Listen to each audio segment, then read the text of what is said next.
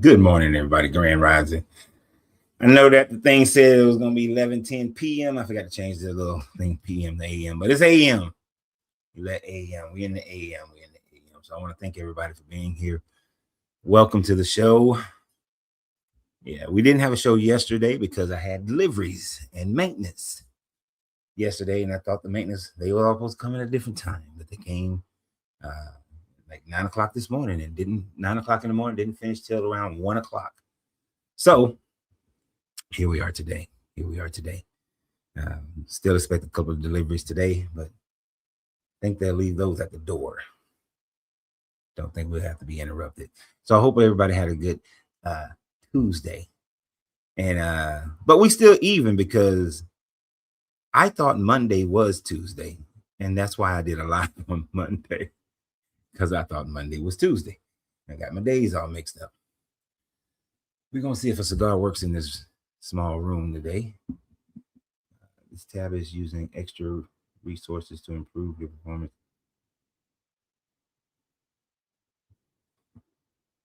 I don't know what that is, but we gonna let know.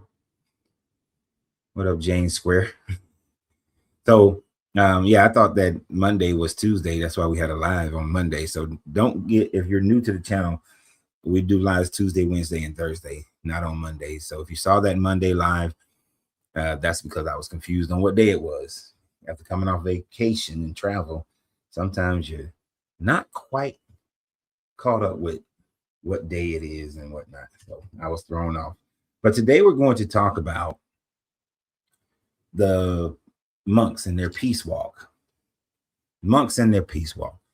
Uh, if you don't know about that by now, you just haven't been paying attention.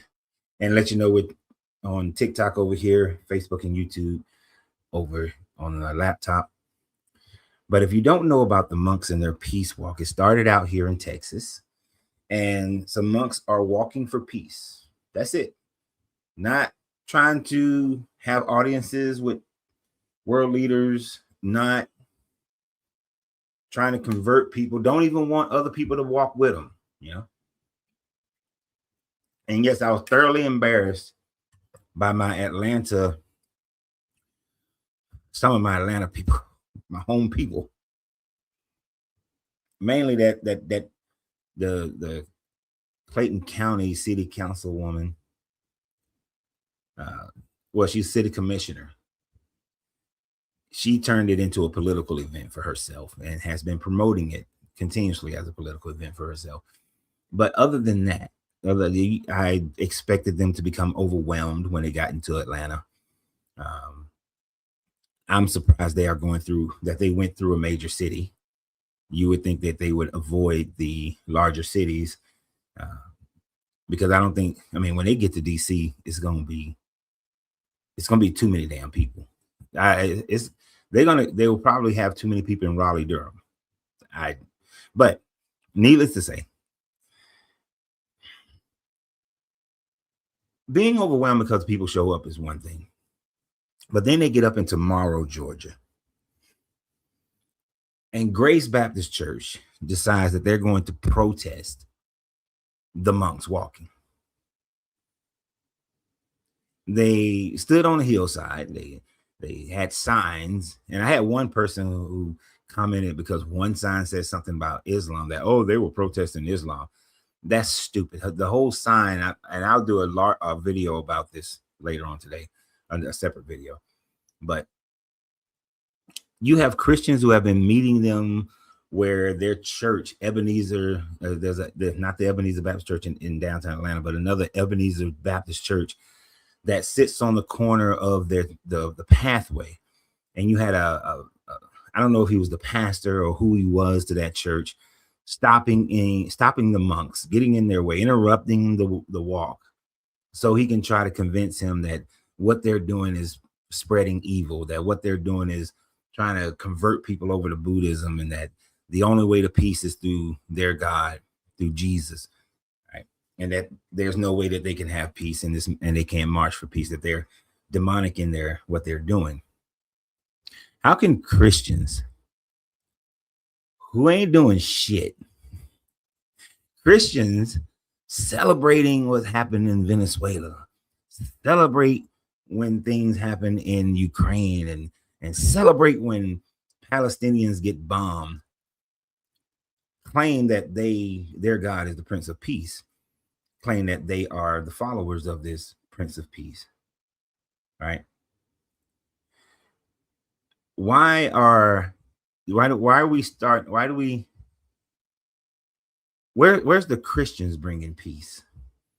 Because from far as I can tell, the Christians are bringing the same type of war and bullshit, and or ignoring things and saying, well, those aren't real Christians. You know, they're not real Christians. The Christians that will get in the way of the monks aren't real Christians. The Christians that will celebrate the death of Palestinians aren't real Christians. Right. So where is that? And just like I got a Christian over here on TikTok. Oh, political and religion, typical for a liberal. Making statements about a person that you don't even know. If I were actually to say so, over the majority of my life, I have been more conservative than I have been liberal. Yeah, idiot. See, this is what I'm saying. But if I'm not MAGA, then you're liberal. You see, Christians, if it's supposed to be about peace, they invite more confrontation. They are confrontational. They seem to be angered. And when it comes to this walk, they seem to be angered that another religion is getting attention that they're not getting. Right? They're angry. And see, he Notorious did exactly what I expect Christians to do. I heard you, sir. You're putting Trump with Christianity. Trump claims to be a Christian. You see, that's the thing. You're not a real Christian. Those aren't real Christians. Trump's not a real Christian. Anybody who, bashes gay people, they're not real Christians. Anyone who kills kills somebody and goes to jail, they're not real Christians. It always amazes me that the only real Christian is the Christian who's doing the talking, that no one else is ever a real Christian. Let's see. No, he actually wants to come up and talk. Notorious. What's your name? My name is Brutus. Okay, Brutus. And are you over 21? I am 31. All right. And are you a Christian? I am a Christian. Okay. So why do you think so many Christians are... Excuse me? Well, I was going to say, I heard you say they can do their peace laws. They have to know influence. What do you think about the Christians who have been protesting them and interfering with their peace walk? Are they being... Huh? Okay. They're wrong for doing that. They shouldn't disrupt somebody for doing their own peace walk. Why do you think they're doing that? I don't know, for their own interest, because that's not in God's interest. Right. Because I would think that a modern day Christian would think that it's a great thing. They would support that type of activity of bringing peace, of desiring peace. They support peace, but we don't agree with the religion. But that has nothing to do with peace. Peace is not something that one religion, holds all the cards for. What are the two ways of obtaining peace? What are the two ways of obtaining peace? Mm-hmm. I've never heard that there were only two ways of obtaining peace. So I'm gonna need more of a description of the question. Okay, so let me ask it in a different way. What do you think gives peace? Peace is going, well, that's kind of relative. I've never thought about that. That's actually a good question. I never thought about that, because people are going to have peace in different. If we're talking individual, people are going to find peace differently. Now, if we're talking kind of a general thing, then peace would be when people have the opportunity to just live their life without being trampled on by other people, as long and be able to live how they want to live, as long as it's not hurting someone else. So I think that if everybody had that mindset where I get to live my life, I choose my pathway, but the only things I can't do is something that takes away from somebody else's opportunity to do the same, then that would be peace. Let me bring an example of what I'm discussing. So, like for example, I would say the peace that was with Germany, you know, when they had the leader like Hitler, Mm-hmm. you know, he believed that that was his way of peace, right? Like for his own country, right? He wanted to trample on everybody else. Right. That was impeding his peace. Yeah, he believed that would bring his way of peace was total domination of other people and the subjugation of other people. And now I can bring up another example, like you have like different small tribes of women that call themselves matriarchies, right? Mm-hmm. You know, they have their peace from their small secluded villages. They don't have any outside influences. Nobody's trying to convert them or doing anything. They're living in their own peace. Okay. Okay. And now another side of peace. Another side of peace is like when we were talking about like the world wars. You know, it was said that after the wars, you know, we had peace from all the different conflicts that was going on when somebody became the winner, right? Mm-hmm. So this is the reason why I said there's only few reasons of obtaining peace. And your few reasons are through military conquest or to leave people alone. Yeah. Unfortunately, I don't like, and it's not in disagreement. It's an unfortunate human condition. So when I say unfortunately, that's what I mean. It's unfortunate that we have the human condition that war is sometimes needed in order to achieve some level of peace. Right? Yeah. And generally, we have war because either someone wanted someone else's resources. Someone tried to take away from somebody just living their life. Mm-hmm. Which take away somebody's freedom for their own benefits. Which ultimately they would become their own peace. Right.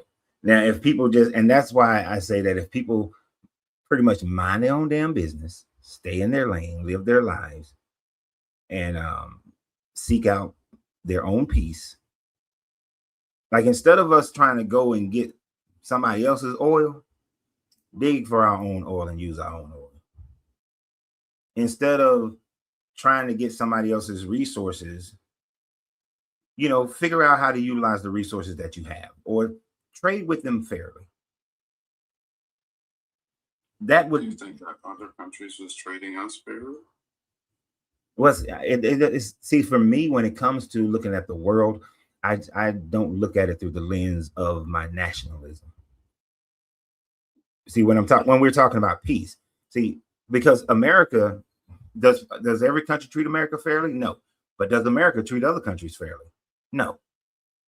And America is not this pristine country that's we only treat unfairly those who have treated us unfairly. We treat people unfairly. No, because we want to be the land of freedom and opportunity if we want.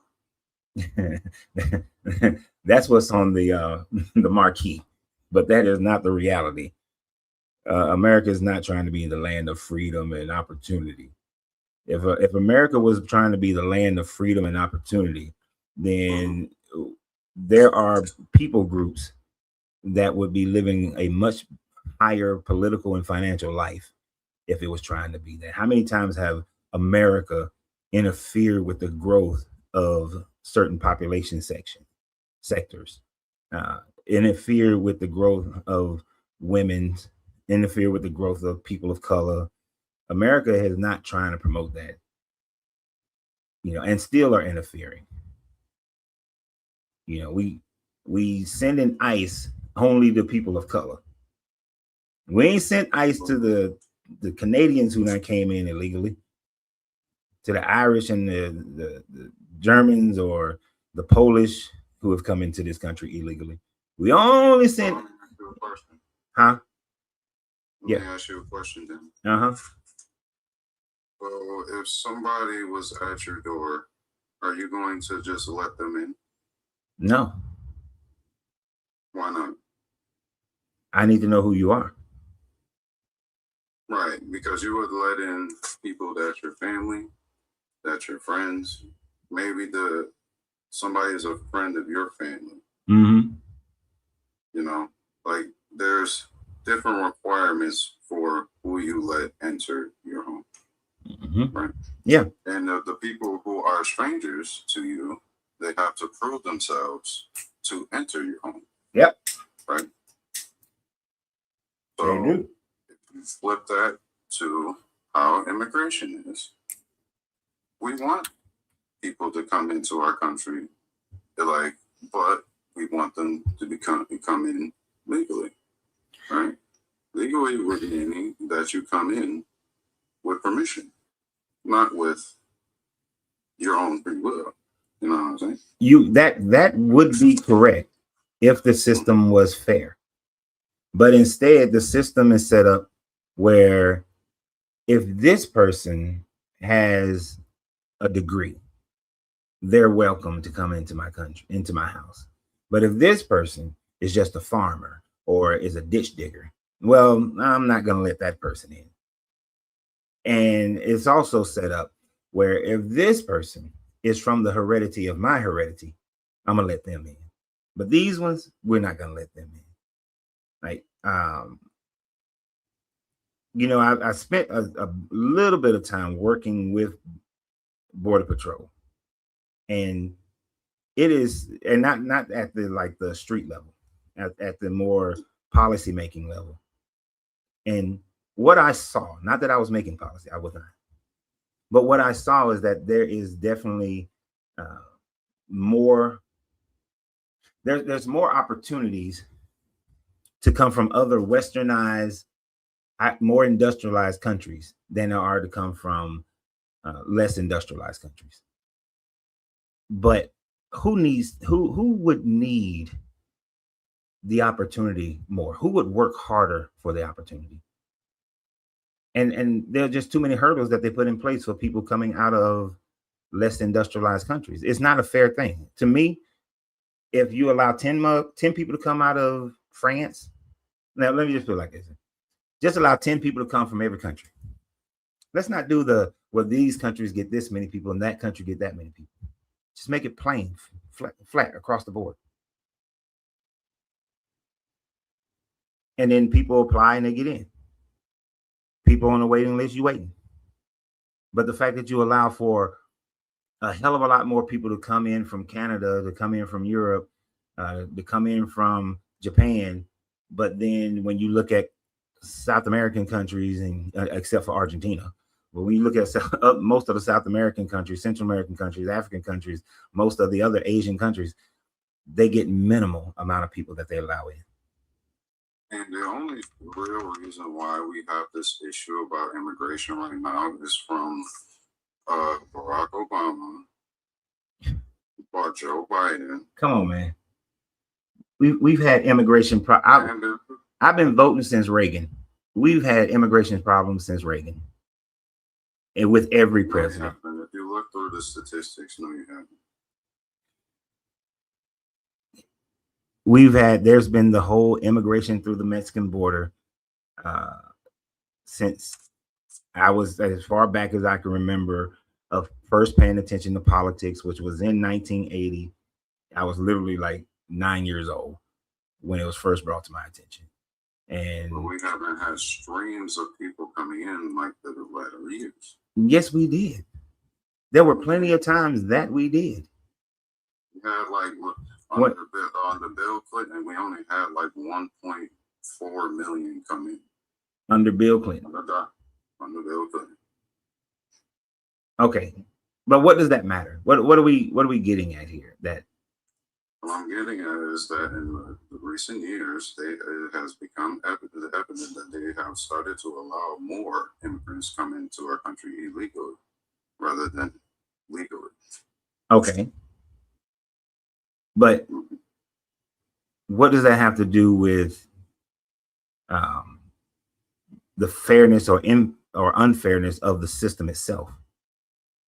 I mean, the system says that if you are a Cuban on a boat and you make it to Miami, you get asylum. If you are Haitian and you get on and you make it on a boat, we're gonna put you in jail and send you back.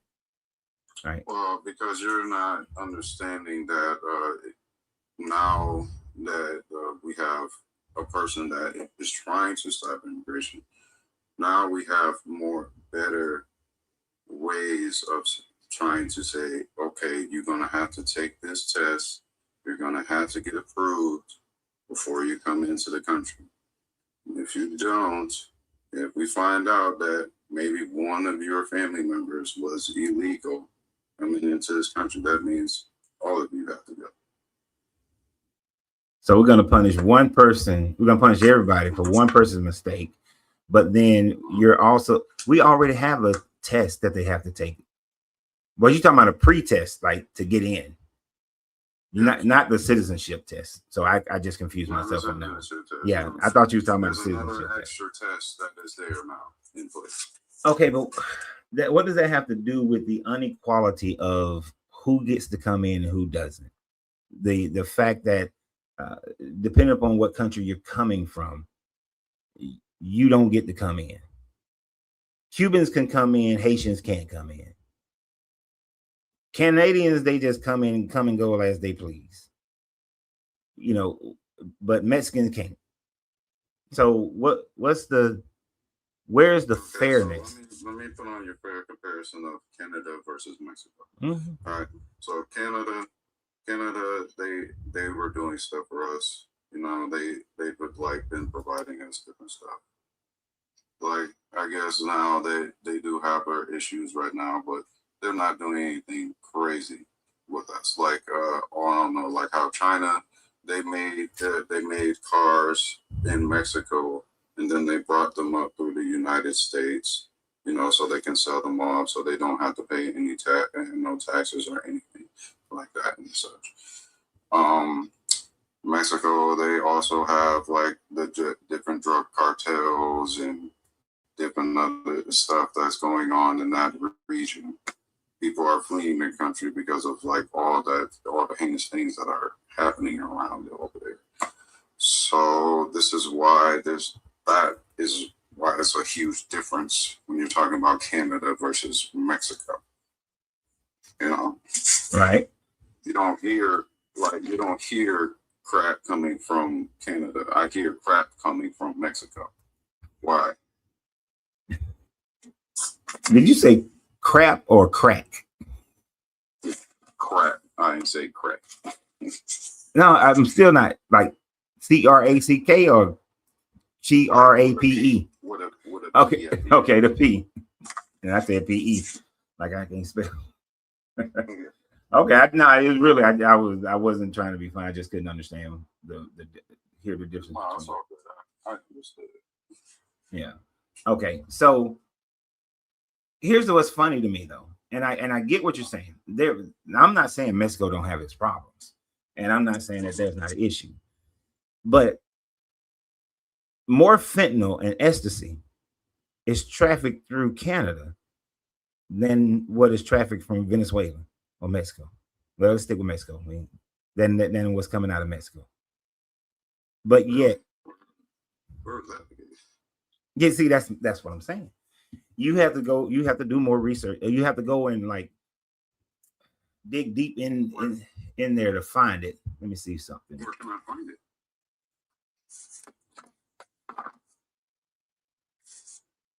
I'll be happy to pull it up right now. Let's see. Let me pull it up. Oh, so let me correct myself. So Mexico does bring more fentanyl. I would, because my comparison when I first saw the information on it, it was comparing Canada and Venezuela, but Mexico does produce more fentanyl, but there is still a significant amount of fentanyl comes out of Canada.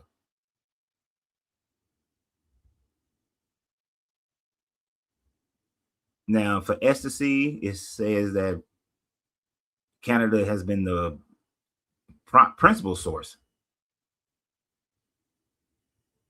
for ecstasy. Now, I don't know if ecstasy is problematic like fentanyl. Because admittedly, I don't know much about the only way you can get like the bad off of that is if you're taking too much of the dosage. Mm-hmm. But fentanyl, the only reason why that is bad because it slowly kills you. It like unalives you. Okay. Now it does say that it's significantly less than the U.S.-Mexican border, but from Canada it has become an international problem, with excess products being exported to lucrative international markets, including Australia, and is often trafficked in smaller personal quantities via methods of the dark web and mail service. Damn, mail service. They mail servicing drugs. But man, that's a thing that's been as old as time. Really? Yeah.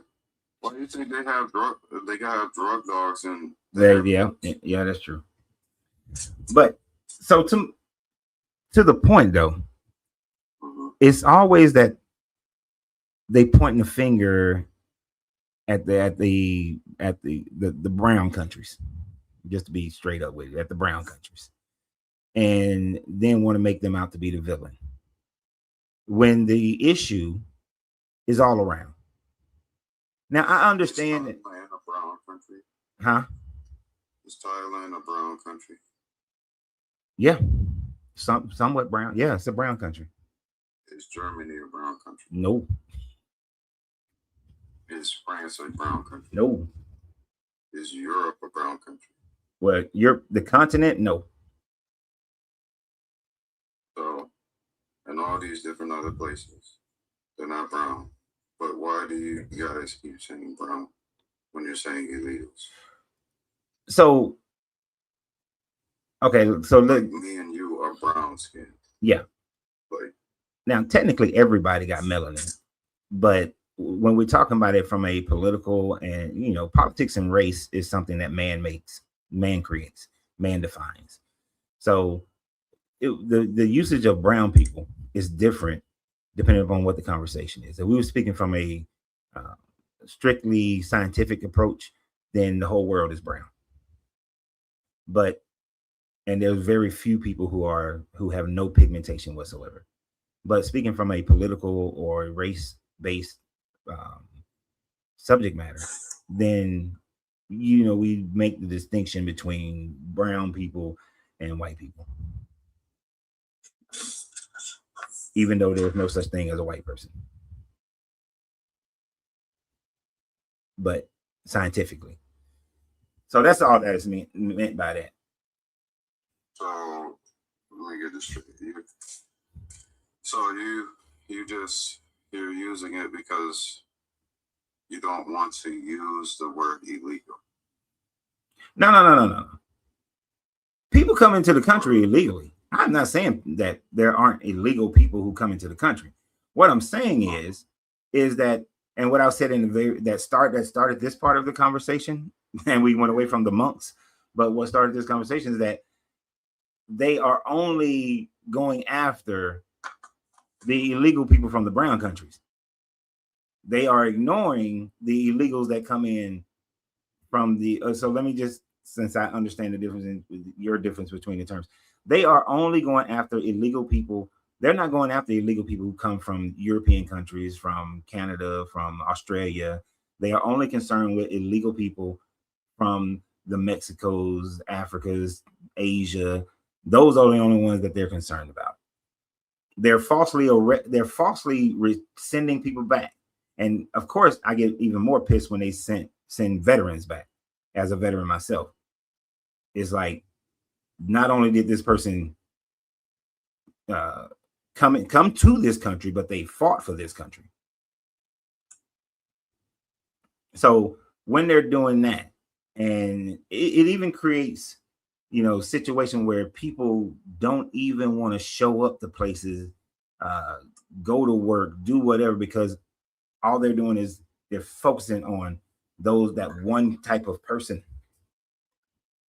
So that's where that stemmed from. So, but illegal, no, I think the system is just broken and it's unfair, and that's why you have so many people from non-Western countries that do come in illegally, because they're not getting a fair opportunity to come in legally.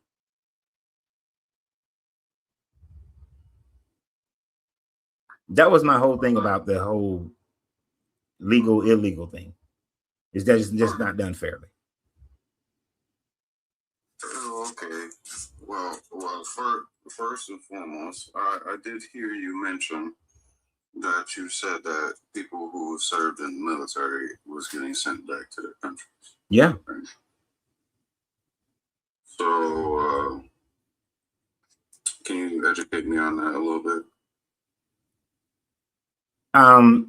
So I don't remember their names, the names of the peoples that has happened to, but there's been at least about 4 or 5 cases reported where these very untrained ICE agents, because they were just hiring any damn body, they literally would hire me to do ICE at my age, and usually you got to be younger for those types of jobs. But anyway, but they do propaganda just like the regular military. They did what? They do regular propaganda just like the regular military. I don't understand what you mean by that statement. They do regular propaganda. Saying that how like they have the border, you become a border patrol. Oh, yeah, agent. Yes, that's propaganda. Yeah, gotcha.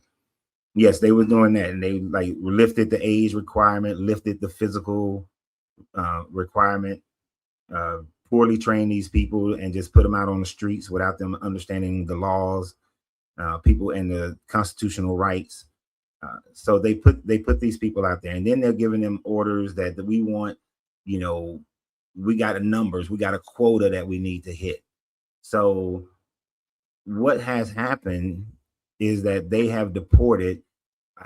It was one gentleman. The first one I saw was I think he was Japanese, but he was a Vietnam vet,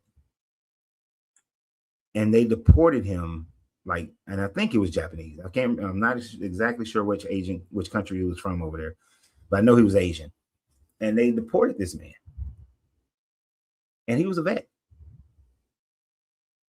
And then then I saw where there was another guy. He was from Central American country, served in the military during Desert Storm, deported him. So far, what I've gotten off of what you said is that it says thousands of non-citizen U.S. military veterans, often lawfully permitted residents, have been deported due to criminal convictions, lacking some consistent applications of ICE policies, leading to the separation from family and barriers to earn VA benefits, prompting advocacy and efforts like DHS, immigration, military members, and veterans initiative to bring them back. And that's all I got so far of this. Okay, so you did a basic Google search, U.S. Yeah, and I'm looking down the different one. It says Purple Heart, Iran veteran deported to unknown location. You have a deported to South Korea. Is this the South John Park that you were talking I about. think that's the first one. Yeah, that's the first one that when I first took notice of it or saw it. He was removed, order related to a 15-year-old drug possession charges. Okay, I want you to think about this for a second, man. Okay. You see, so people will use that as a justification. This man served through the military, and by serving through the military, I forgot how many number of years you have to serve, but you become a citizen. So this man is now technically he was a citizen, and he gets out of the military. A lot of people who get out of the military, especially those who serve during combat, have run-ins with the law. But run-ins with the law don't justify taking away this man's rights and what he had given up in order to become a citizen of the United States. That would be like you kicking me out this country because I broke a law. Because that man served. He did something that most American-born Americans will not do and have not done. He's given more commitment to being in this country, made a promise, a oath to the Constitution of the United States. And because he got out and he wasn't walking a straight and narrow and they saw an opportunity to kick him out, that's bullshit. That man deserves to be more in America than a hell of a lot of people who were born in this country. Because the majority of people who complain about shit in this country ain't lifted a fucking finger. And I'm sorry, I'm getting a little pissed about this one. And because I understand what it's like being out there. I know what you got to do. I know what you got to deal with. I seen shit that I wasn't supposed to see. I thought I picked a safe job in the military, to be honest. But it didn't turn out that way. Did you not see all of the unalivement waivers you had to write before you went in? Bruh, I was 18 years old doing that shit by myself without parents. But I mean, you didn't at least look at the documentation as you oh shit, sorry. Going through it? I looked at it, but I was a kid. Well, you must have a phone call. Can you hear me? Oh shit, I did. Hold on. My bad. No, you're good. No, I heard everything you were saying. But no, I mean, I was 18-year-old kid. You know, I read it, but did I fully understand it? No. Did I do some research and see? And did my recruiter tell me that, hey, I'm gonna put you with this MOS, this job, you ain't gonna ever see combat? You know, that's what the recruiter told me. You know, so. Oh, what was your MOS? Well, my MOS is a supply administration. That's what the paperwork say. Supply administration. That's a good one. Yeah, but the the Marine Corps is a different type of animal. And the Marine Corps says that even if you're in a peaceful job, you still need to know how to fight. Oh yeah, I mean everybody's primary MOS in the Marine Corps is infantry. That's why we all go through SOI. I don't know if they still call it that today, but it's like a basic infantry school.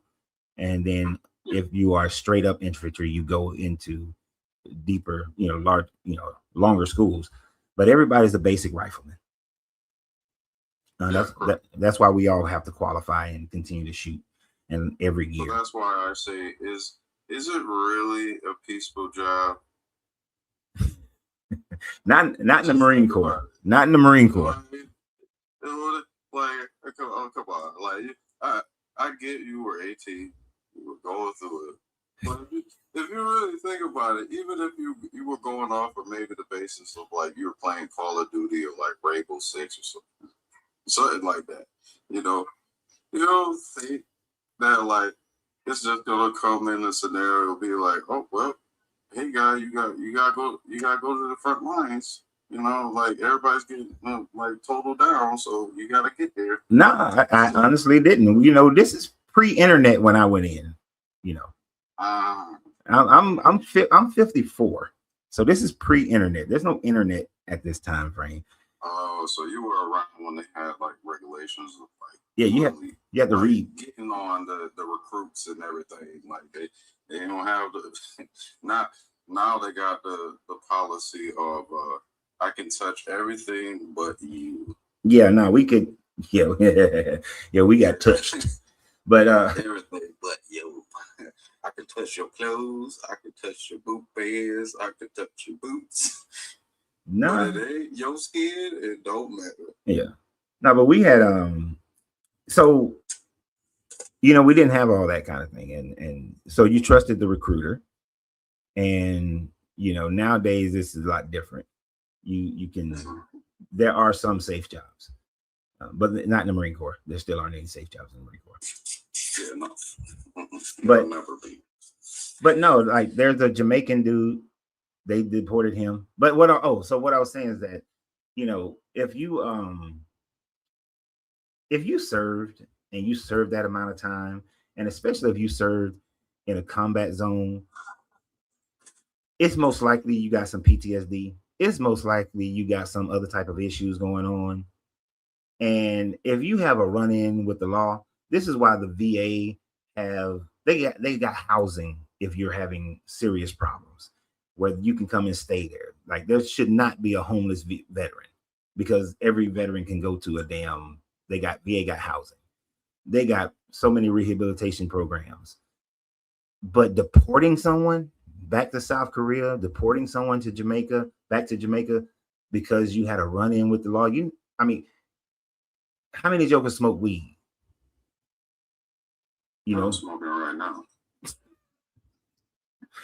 And only because my torch is empty, I'm not, because I was going to experiment and have a cigar in here to see if it works in this room. But did I send you with your cigar earlier? Yeah, but the torch is empty. So I'm like, how is this thing empty? It pisses me off. You don't light it with a match? I mean, I can. I don't normally. It's clean. That's supposed to, preserve the flavor. Only if you have certain matches. Yeah. I see certain jokers trying to light it with a match and messing it up all the time. Oh. Man, they must not be the true Don. Yeah. Because as soon as you light it, as soon as they strike the match, they start lighting, and all that red tip, whatever that is. Thank you. My wife just sent me a message saying check the Mustang box, and that's what I was checking. And I found one. I'm trying to look up this Korean dude's, like, the amount of years he served. It's not really giving me nothing.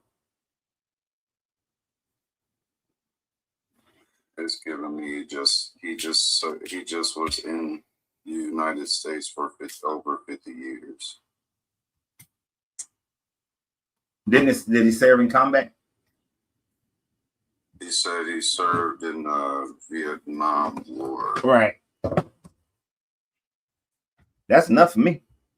He shouldn't have been deported. Not for that. I can understand if he was doing some, you caught the man stealing secret information or something like that. But I don't care if you caught him with a kilo of cocaine. He shouldn't get deported. He's an American citizen. You don't deport American citizens. Because basically you're saying, you know what that's like? And this is personal. That's like when you marry into a family and then you treat that family better than you treat your own family that you came from. But then you do something and they want to divorce you and kick you to the curb when you not gave more to that family than you gave to your other family. And then they think they're fine, they just like, well, we know you've been here for us. We know you've changed a lot of our lives. We know our lives wouldn't be as good as it is without you have been a part of it. But you know what? You made this mistake, so now we don't need you no more. Get the hell on. That's what that's like. And I'm sure any man who's been married and divorced, because men have a tendency to gravitate a lot more towards the wife family because they spend more time with them. And if you've gotten divorced, oftentimes them in-laws ain't in-laws no damn more. They treating you like they ain't never met you, or they got that 10-foot pole. Okay. And that's how America did this man.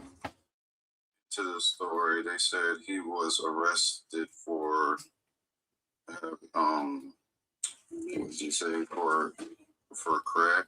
For crack, he said. Like he was using crack? Yeah, he was using crack. See, that's what I'm saying. That's bullshit. How many Americans have been caught with large amounts of cocaine or marijuana, murdered people? We ain't deporting them, but you're going to deport somebody who now fought in Vietnam for this country. Maybe it's just me. I just see that as being hypocritical as shit, as being unfair, as picking on somebody because you're trying to keep your numbers up.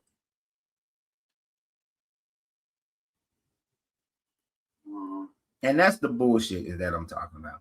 And I gotta weave this back to where we were to the main subject here. Yeah, we can go back. Right. But this is but even that in itself is peace. If I came to America, like I served with a lot of guys who were in the military to become American citizens. And they served their time. And I can imagine that right now, they don't have peace at home because they know they can get deported, right? So these monks who are walking for peace, they haven't been specific. They're not saying that we walking for peace because we want everybody to start practicing Buddhism and whatnot. You know, they only answer questions when people ask them. So so Christians being upset with them doesn't make sense to me other than jealousy and arrogance. And that's the only reason I can find for these Christians who are interrupting their marches, their walk. And when they have gatherings, people interrupting their gathering.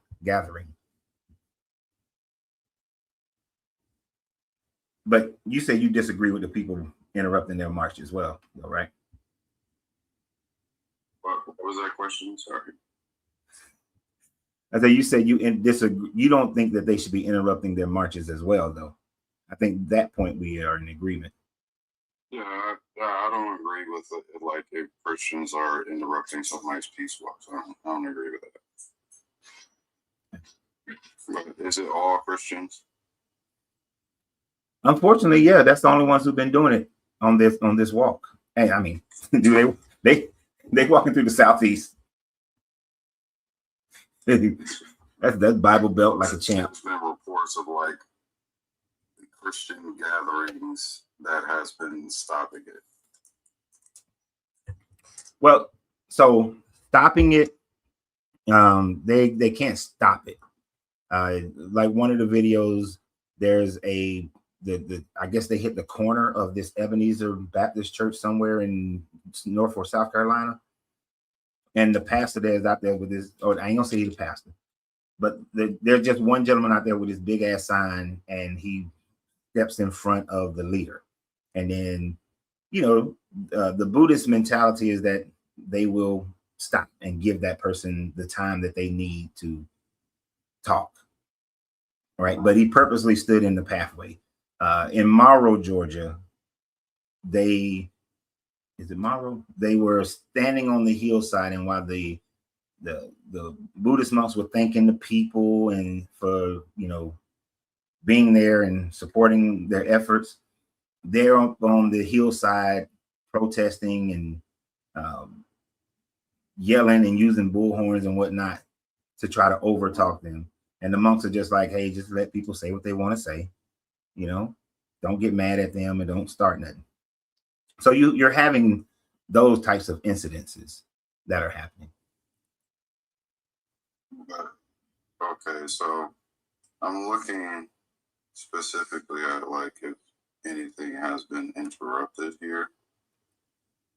And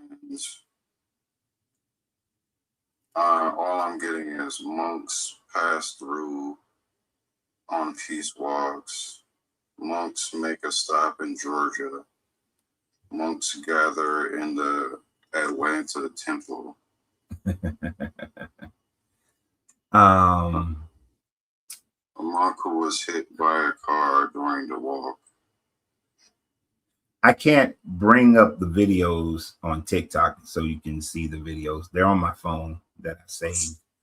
I'm going to be making a video later on showing those videos. But let's see. Yeah, I'm not that. You said what particular area did you say they were being interrupted? Oh, I think it was Morrow County, Georgia. Georgia? Yeah, Morrow, Georgia, I think. Okay.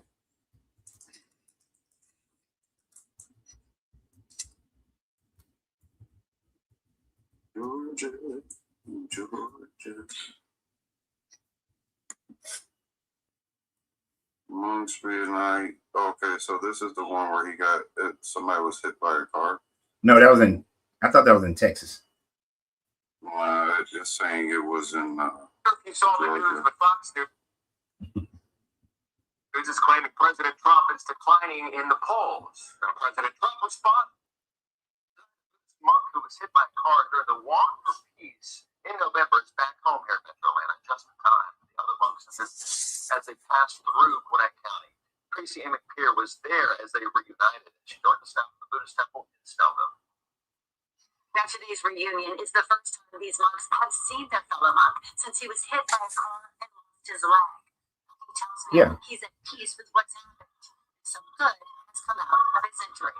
I don't have time to turn to see, but that's hit me, and I feel I die. On November 11th, In Dayton, Texas. was walking for peace with a group of other Buddhist monks on the side of the road, about 30 miles east of Houston, Texas, when a car slammed into the monk's escort vehicle, which then hit Amazon. He tells me he thought he was dying. At the moment I was hit, I felt myself sliding across the ground.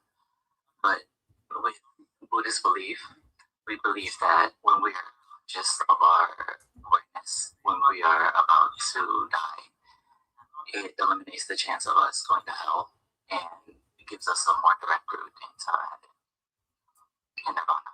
Amazon lived and was rushed to the hospital in Houston, where he learned he. So yeah, a little bit into that story we can talk about. So specifically, where is it that it was like somebody Christian?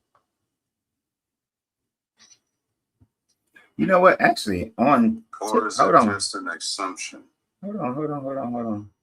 I wonder if I can change.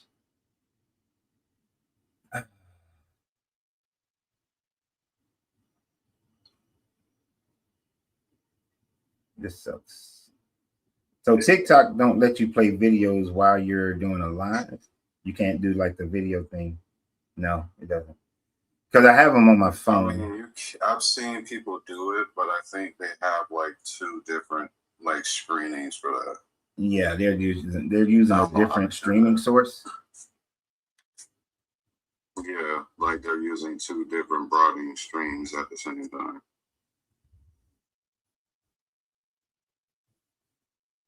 Because I know you can't see that picture very well that's on there. But this was the scene in Georgia when they were having a conversation. They were talking to the people, and there was protests up on the hillside. It went mainly based on a video that another person was recording.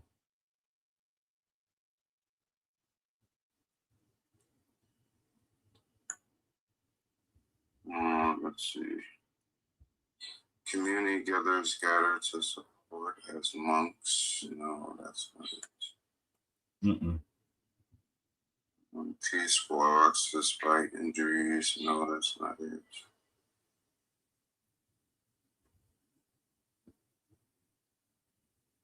Message for people.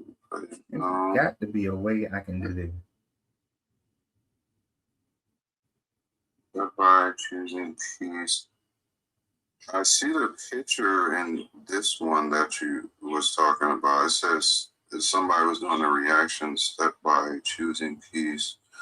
Georgia watched open hearts open. They walk across the city. So I see that same picture in this one. Hold on, let me. Now, don't get me wrong. See that picture actually is stretched, and there's the people who are not in. Hold on. There's something that I can do. That's the same picture that I see. I can barely see that. It's real tiny. Put me on the big screen right quick.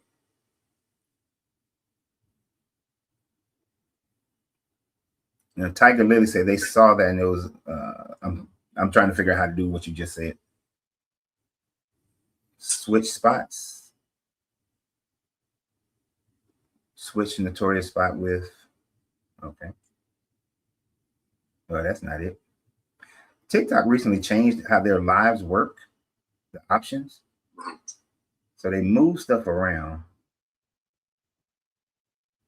That's flip camera.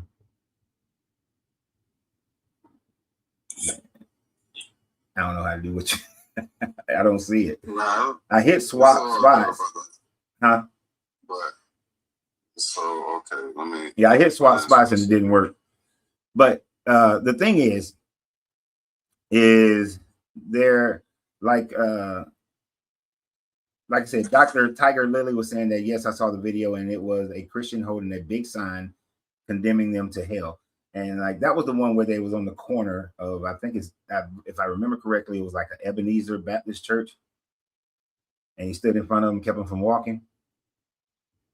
Dang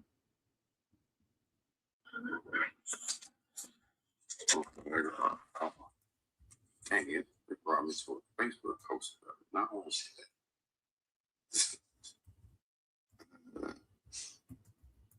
The monks walked to Deptor. Tucker was required discipline, but be allowed. Muslims stomps on Bibles in Atlanta. Okay, so let me see. I'm gonna try some more. But I need everybody to be able to see this. You're messing me up, man. I'm sorry, brother. No, you messed me up because I was like, I just wanted to talk about the. I had the videos of it and things of that nature. I was going to. I'm making a video later talking about the same subject. You know, so there's a short form version of it. So of course, my organization of it happens after the show. You got me a little ahead of time, trying to where my stuff ain't all this.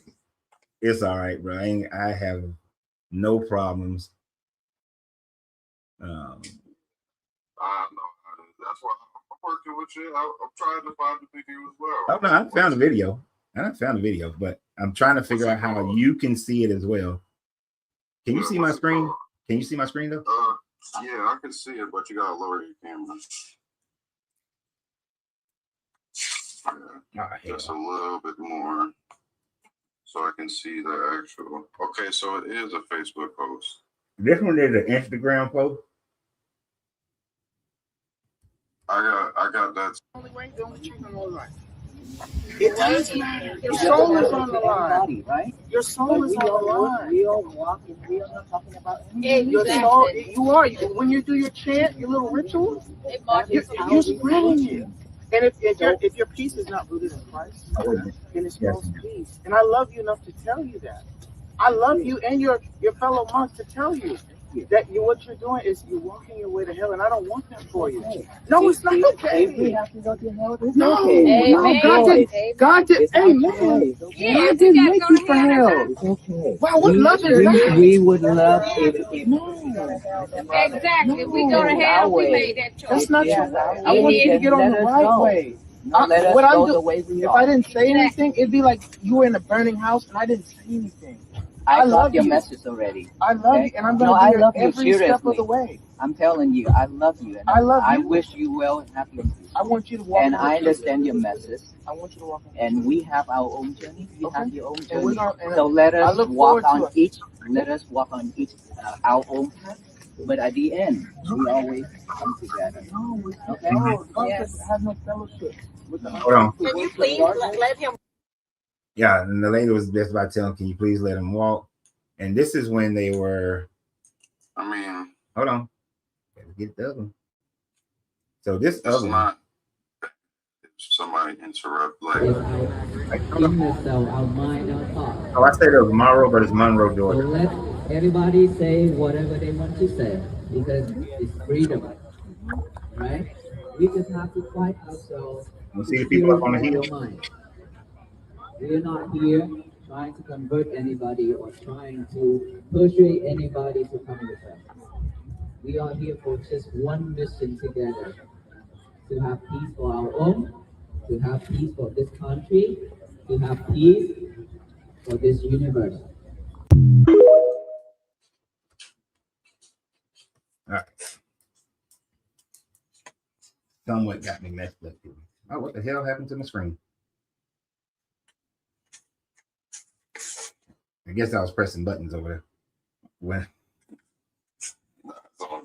I ain't sophisticated yet with my podcast like some of them folks. we always learn new things every Yeah. day.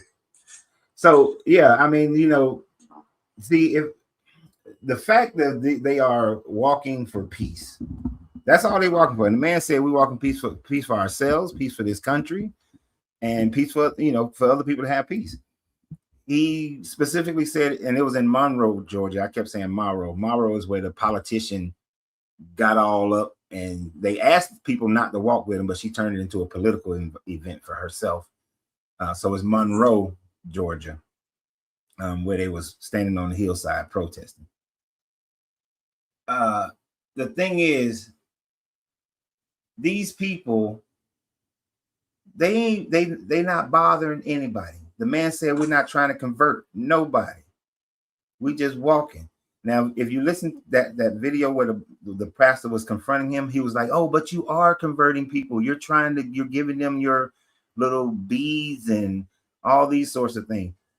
One, I find it hypocritical as hell because Christians try to give you tracts, or you got some guy, he's making a decent killing now selling these little miniature Jesuses to people.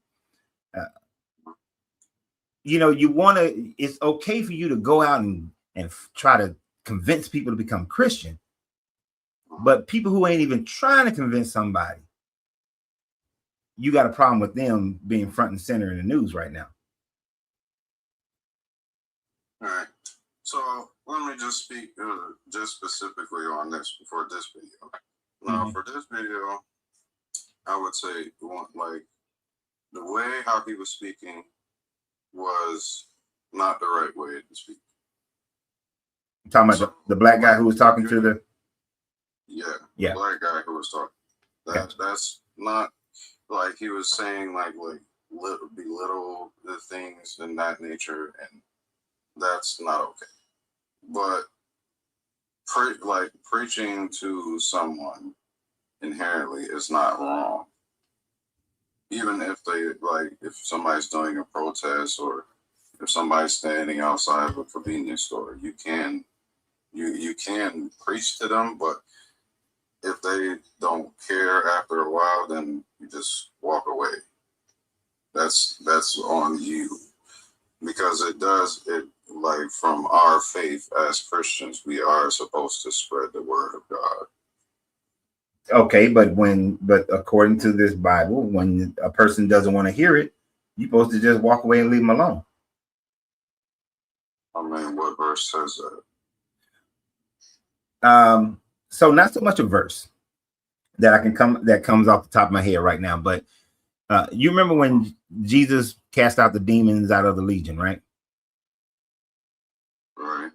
And then the demons went to the pigs ran off the mountain. When the people saw this, I think this was in Capernaum. When the people saw this, they asked Jesus to leave. And Jesus was like, they don't want to hear what I got to say. And so they left. He left. He told his people, let's go. And right after that, he goes to Nazareth, and the people don't want to hear his preaching in Nazareth. So he's like, the prophet can never go home. And so he left. Anytime people didn't want to hear it, he didn't force it on them. He didn't keep going at him. He walked. He kept going. And even when he says, and so one part that is more definitive of it is in Luke 10, when he sends out the 70 or 72, depending upon the version of the Bible you have.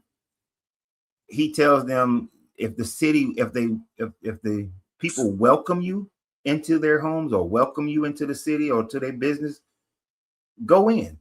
But if they don't, just go out to the streets. So if the people aren't welcoming you based on who you are and what your message is, then leave them alone. Is the overall message that you can see in the Bible. It's just been cultural and doctrinal that people have been persistent and forceful. But that's not in the book. There's no force.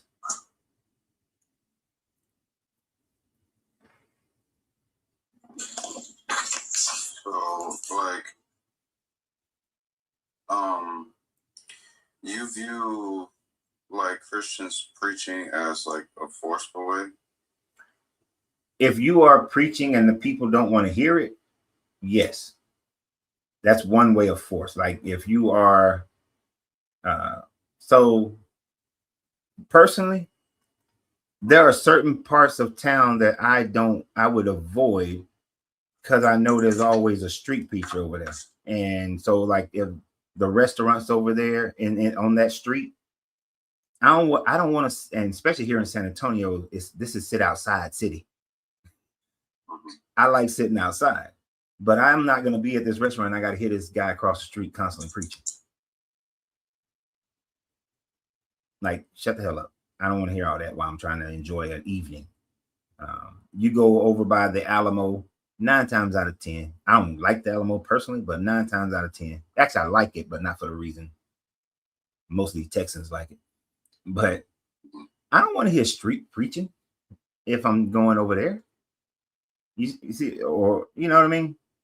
So I do see that as you forcing your religion on people, because we can't really stop you from doing it. But I think it's rude.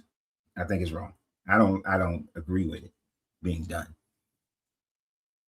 Because like I can agree with your example of like with like how the Christian conducted himself with the Buddhist. Mm-hmm. It was inappropriate.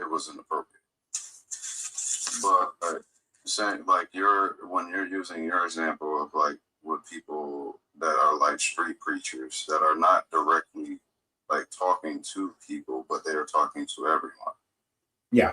You know, they're not trying to just like go on specifics. It's just they're saying their piece. And like I was saying before, it is our obligation to do preaching.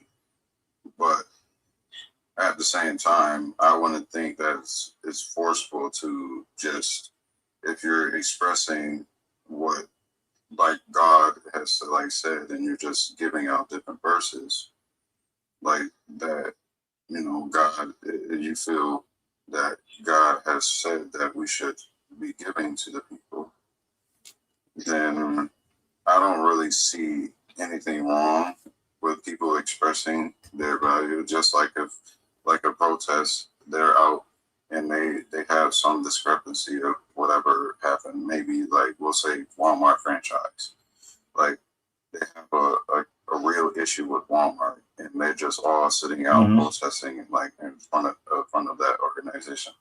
They are not mad at like people, but they are mad at like Walmart as a whole, you know, because of whatever they were doing and such.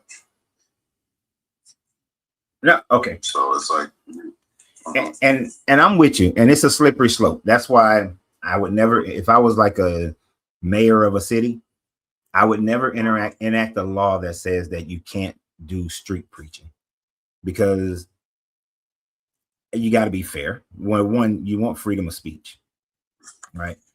And you can't stop it on public property. So now private property, that's up to those people to do it. But I know that if you did that, now you're stopping, you know, the even though I would not want to hear the Hebrew Israelites either, you know, but you're gonna be able to shut down people's freedom of speech, and that's the only reason why I wouldn't do it if I was in charge of the government. I would, my personal thing would want to, but I know how that would affect freedom of speech. So unfortunately, I wouldn't do it. Now, I would. Damn, that's a slippery slope too. Like, I wanted to say something about the fact that how, you know, how, I don't know if you've experienced it. Well, you probably haven't, but I wanted to say something about how when you're, you know, they do single people out, especially Hebrew Israelites. They will try to single people out. But Christians do it too. They'll see somebody, a couple walking or people walking, and they'll, hey, brother, you, or, you know. well, but that's a slippery slope again. Politics aside, for a moment, I can say that, like, just us being Black people, we get singled out. Mm-hmm. You know, just regularly, like with that different scenarios, like you can present different situations that can alter the argument, but at the same time, it can come right back to the argument, because with freedom of speech, anybody can express how they want to be, no matter how cruel or no matter how good it is. You know, but if you're doing something to like harm somebody, that's when we step in. Yeah, I mean, I was about to come up with a spin there for a second, but I don't think it'll work. But you know, freedom of speech is only free unless it doesn't cause harm to people, like you said, and that's true. Like, as soon as you're saying something that causes harm, so I don't know. You telling me I'm going to hell, you cause me mental harm, but I don't think that'll float. That wouldn't float. Because it's still not. Like, I can tell you, yes, you're gonna go to hell tomorrow. But is that actually doing something? Nah, that's not gonna work. That's not gonna work. I was trying to wiggle it in somehow, but that's not gonna work. You know what I'm saying? You know, like you can have like it can, you can feel bad like afterward, like you feel like you got attacked from it, but at the same time, it's not. It doesn't really impinge what's gonna happen to you the next day. I got a dude on Facebook saying he said he can make it work. He'll figure out a way. But now I would, even though sidewalks are public property, I would make it illegal. I would make it where you got to be a certain distance away from a business, though. That even though it's public property, I would do that. Like, you would have to get the business permission to do that, because, and this comes from, and I know I have a little bit of personal part of this because, you know, I owned retail businesses. I don't give a damn if it is public sidewalk. If you were standing in front of my company preaching, and this has happened before, either you move or I'm gonna move you. Because in one of my locations, I had some J-Dubs trying to post up with their little sign and their little board. And I told them either you move or I'm gonna move you. Because what you're not gonna do is every customer that comes in and out, you trying to hand them one of your little booklets. You know, and I told them I don't give a damn if this is a public sidewalk. What we gonna fight, and then I'm gonna go to jail, but I got employees, so I ain't gonna lose no money other than bailing myself out. And if you come back again, we're gonna fight again. But you're gonna be in pain. I threatened them, no doubt. Because to me, they were threatening my business. Now let's talk about what this is. Now you're saying that like if people are when they were gathering in front of your store, that you acted in a violent manner because they were selling, like they probably were selling like different, well, not selling, but just giving away different pamphlets, different books. I didn't like telling people things. Yeah, I told them to move. I told them to leave.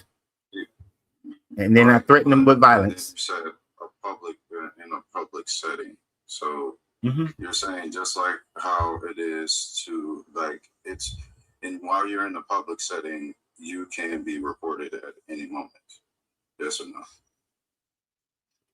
Reported like what, for violence? No, not reported. I said recorded. Oh, recorded, yes. Yes. Like you can be reported at any moment. Yeah. So like it doesn't matter like what you have to say about like different things. Like don't record me or doing stuff like that. Well, it doesn't really matter what is free. It's like the price that you can report on different things. You might see that it looks different and weird, but at the same time, it's in your own personal feelings. It's not what is like actual and just like when they're talking about everybody having the free will to do different things. Right. You know, we have different laws in place so that we can have a equal, like when it comes into the public, you have like an equal opportunity to like defend yourself or like fight for whatever you wish for in a manner that's conducive and conductive. Sometimes it can't, like sometimes we get crash outs where, where you got eight and Ron's, you got Fresh and Fit, you got different people, that has presented like a different light to people and they got reprehended because of different things that they have done. Okay. So I'm trying to understand how being recorded in public, how does that fit with the fact that I would ban you from speaking on a public sidewalk if it's in front of a business? I think I can't say the other two, the podcast, because it says consumer features and this like could cause harm. So oh yeah, I get that all the time because I smoke on TikTok. TikTok always putting that little message up there. Oh, okay. I was about to say, I'm just like, what? I can't say certain words. No, because I'm smoking a cigar, TikTok always put that little warning message up. But they used to cancel my TikToks. They used to like cancel my lives all the time and put me on punishment. Oh yeah, that was before Donald Trump came presidency. No, that was even after he was president. That's why I wasn't doing TikTok lives for. It stopped after he became president. I mean, eventually, yes, but I ain't going back. Look, I'm an independent, but we're not going back into that part of politics. So the thing is, I would outlaw preaching on the sidewalk, even though it's public, if you're in front of somebody's business. You shouldn't be able to interfere with the growth or development of another business simply because it's on public sidewalk for preaching purposes. If you're doing something that has no direct connection with that business, no. Is them preaching like deterring the customers from your establishment? Yeah. Yeah. When those Jehovah's Witnesses was trying to post up outside of one of my popcorn and ice cream shops, it was deterring customers because people don't want to be bothered. Huh? That's what you said, Jehovah's Witness. Nah. Yeah. Listen, listen, my brother. Even I be looking at the Jehovah's Witnesses like, come on, bro. Like, get Most Christians don't like Jehovah's Witness, but like, they're like kind of the subset. Like they have their own specifics to it. Like they don't believe in the Trinity. There's different aspects why we don't agree with I mean, they're a different denomination of Christianity, but even Christians, most Christians don't like J-Dubs and don't want to be bothered by them. So no, I wouldn't let anybody. I've had people, and when I first opened up that business, I still was going to Christian churches. I was married to a Christian at the time. And they were upset because I wouldn't let them put any of their paraphernalia or flyers and shit up in my business. Because my business was about selling popcorn and ice cream. It was not about religion or politics or anything of that nature. So even protesting a business, you would have to be a certain distance from the business. Because you don't have a right to disrupt somebody's business or to make customers feel like they can't go inside of a place through threat of how your protesting is going on. But I certainly, I would do that in a heartbeat. And ain't gonna lie, I target the shit out of them Hebrew Israelites. And I think that's one of the worst things in recent times religiously that's going on. Well, with black people. Well, let me finish that sentence with young black men. Interesting. So the same that we're kind of like far apart with the age guy. You can say that I can be considered, the young men, right? Yeah. You like 34 is what you said, right? I'm 31. 31? Yeah. You in the young man crew. Yeah. So I could say, like a little bit on the topic, no? Yeah. Okay. So being from as we've been discussing so far, how do you think you view me as a Christian? Actually, I view you as a Christian that I could get along with, that I could hang out with. You're not one of those you don't seem to be one of those who are just who can't think outside of the box of the Christianity. Like, we could get along, we can talk about other subject matters, and even if we don't agree with one another, there's no point of anger or judgment of character to say that, oh, well, you know what, you don't seem like you kick somebody to the curb simply because they don't agree with you. So yeah, you be all right. Cool. I'm glad that's what because that's what like how I like to present to people. You know what I'm saying? Like I'm on to the center of I am a Christian, but I'm not gonna like push it down your throat. But maybe once in a while, I may be like, if I see somebody down or different stuff like that, I may preach to them just to give them like more energy, more uplifting. You know what I'm saying? It's different scenarios in which I would conduct myself in a matter like that. But I do understand, but if somebody is coming directly for like talking about like my Christianity and stuff, that's when like I can go ahead and I can be combative sometimes. I'm not gonna lie, I'm human. Yeah, I mean, we're debating, that's fine. Like we can have different stuff, but if you're like openly saying stuff since I'm a Christian, I contribute to being a rapist or different stuff like that. That's when you start to lose me. And that's where it's like it's personal directionness to the Christianity as a whole, because Christian in itself is not a person. It's like it's the book, it's the philosophy. When you talk about the word is encompassing of God. Most people who believe in Christianity don't really know the book itself well enough, as well as they should. And yeah, if I'm having a conversation with somebody, and they want to talk, I usually avoid religious conversation with people. So the people who are Christians, who are one of my best friends who is Christian, we just don't talk about it. He may make a joke every now and then and be like, yeah, because you're a heathen. And, and I'll tell him, say, yeah, because you brainwashed. And that's about as far as it goes.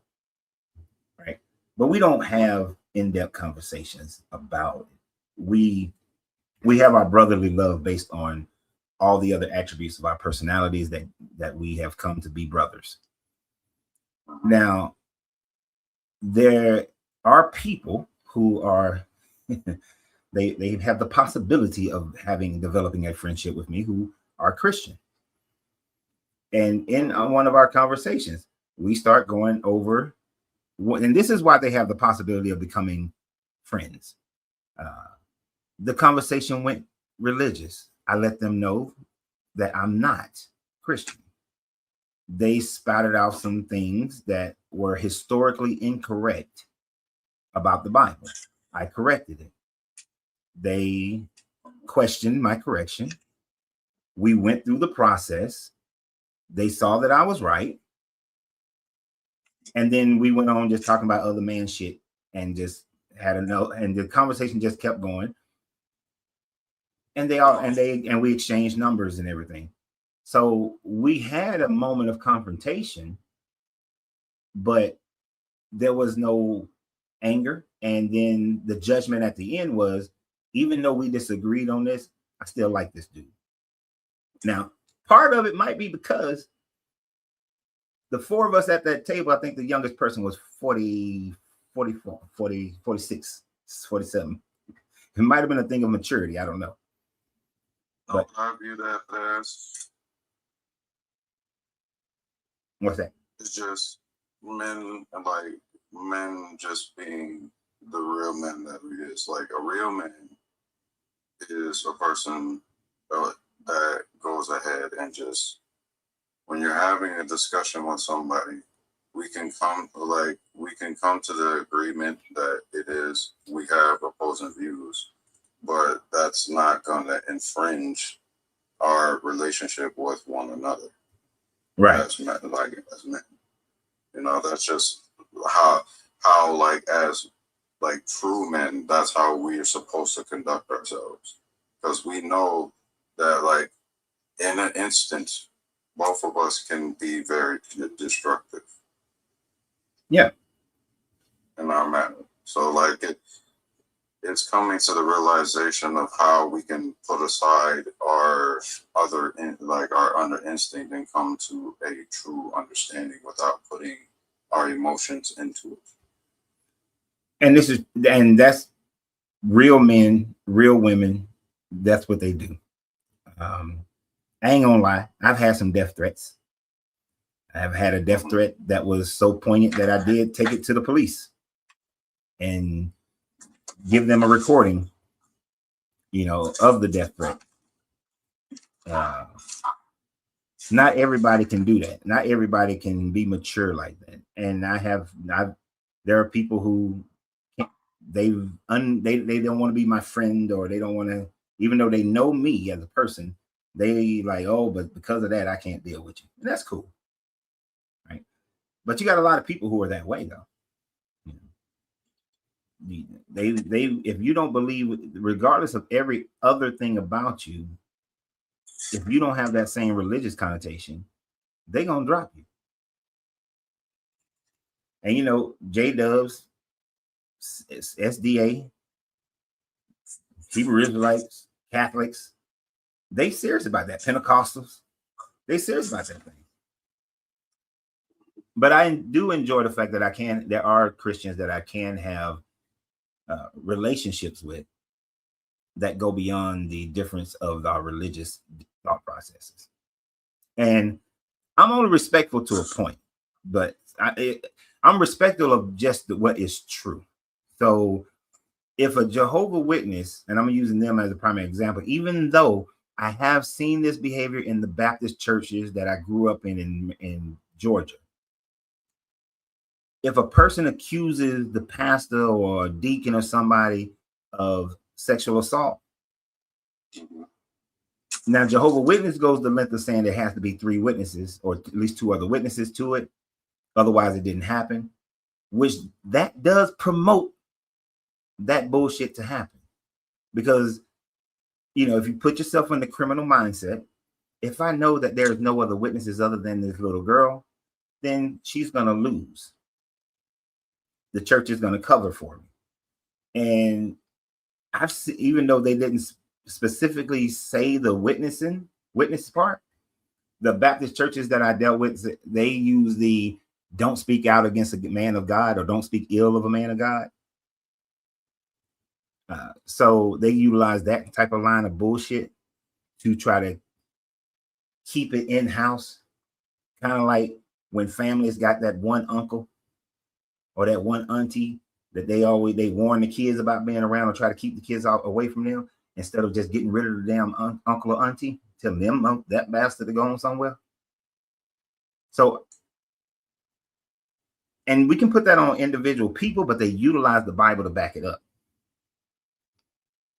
And I do think it's messed up that a woman has to have witnesses in order for her claim to be validated. And that's bullshit because you've given men a loophole.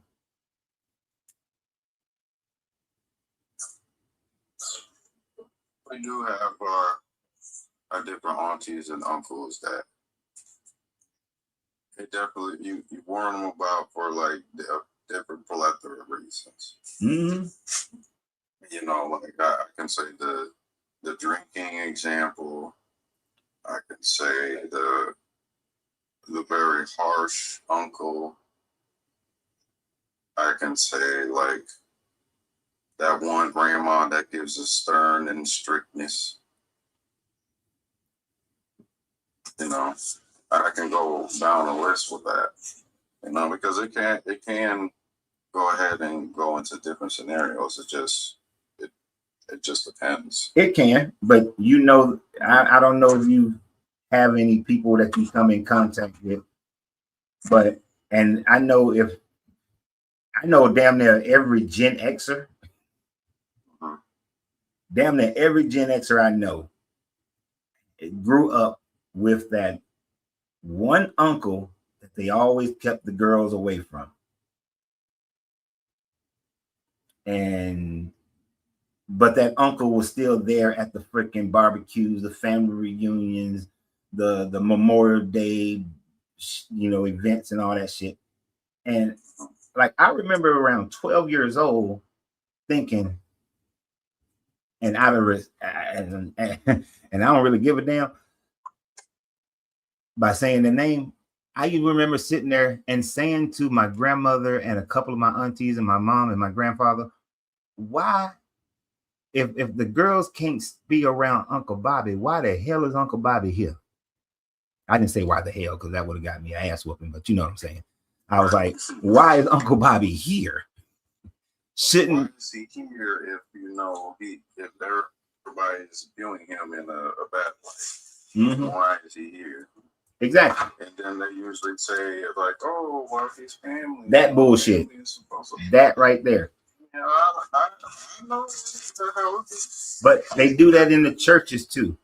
So this bastard, when I was still a Christian, I was a deacon at the church. But Reverend Lockhart gonna let my daughters stand in between his legs after service one day. And I saw that shit. And yeah, I cussed him out and threatened his life right there in church, in the pulpit, calling him a motherfucker and telling everybody else in that church, I'll burn all you motherfuckers to hell. If you get with all this support of this man talking about something, oh, you can't speak ill against the pastor. He's just the pastor trying to show the girls love. I was like, y'all motherfuckers lost y'all mind.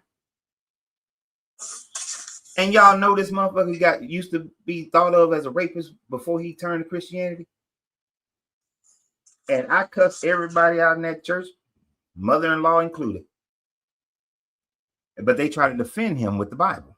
Well, he a pastor. And you can't speak against the pastor. I was like, you motherfuckers crazy as hell. Y'all done lost y'all mind. So you were, let me like kind of understand this story. So you were like a deacon? Yeah. You disagreed with the pastor and you knew about his past. Yeah, and I disagree with him letting my daughters stand between his legs. Yes. So I'm just gonna say, for the forefront, I don't think somebody who used to be an ex-rapist should be a pastor. But like it's it's that thing where it's like with the pastor, you don't really need it that much to become a pastor. You know what? This is the first time I think this might be the first time I ever said this. I like you, dude. Even though we have talked way longer than I normally talk to one individual, that statement right there just told me a hell of a lot more about you than anything else that you have said. Because most Christians would have went to the defense of God could have changed his heart.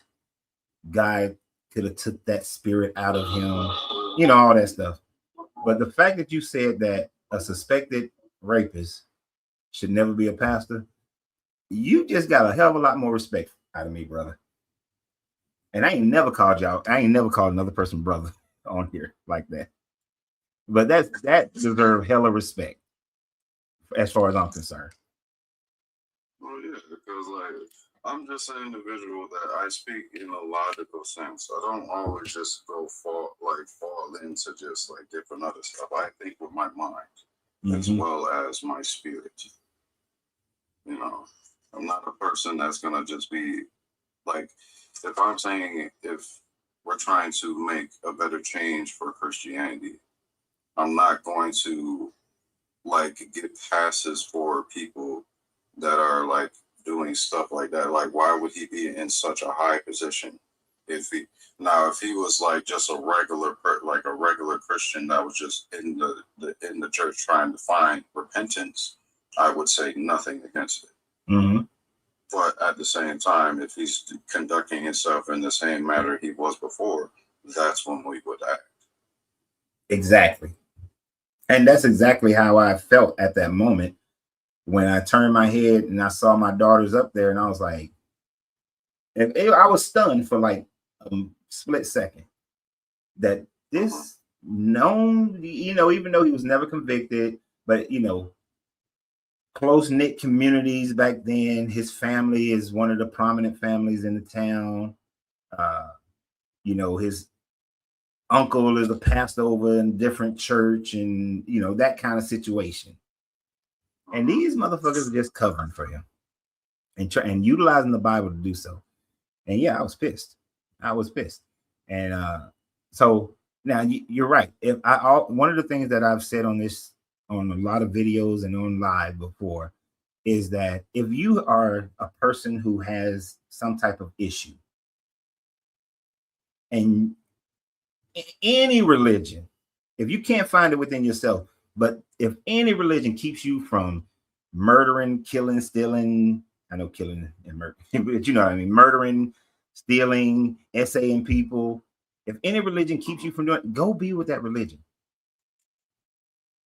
I know a lot of people like me, a lot of atheists will say we want to get rid of all religion. Honestly, I can't join that group because I know that there are people out there who need religion to actually be a good person. Yeah.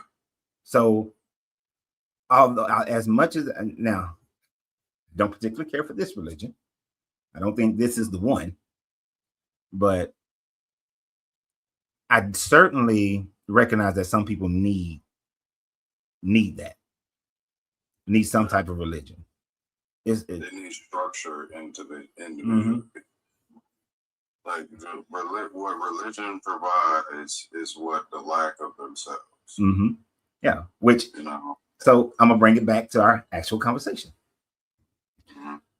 which brings it back to the fact that if these monks are walking for peace, no one who professes Christianity in the modern times and the modern doctrines of Christianity should have a problem with it, should protest it, should stand in their way, should have signs against it. No Christian should have a problem with it based on modern Christian doctrine. And I do separate modern Christian doctrine because Christianity has changed based on the culture of any given time frame. You will find differences in the doctrines of Christianity, and they're all using the same book, but they all interpreted it to fit the culture that they're living in. So, but in our modern day versions of Christianity, no one should be protesting these monks. That is like hypocritical as hell. And especially if you're Black. Like, there's a way to do it.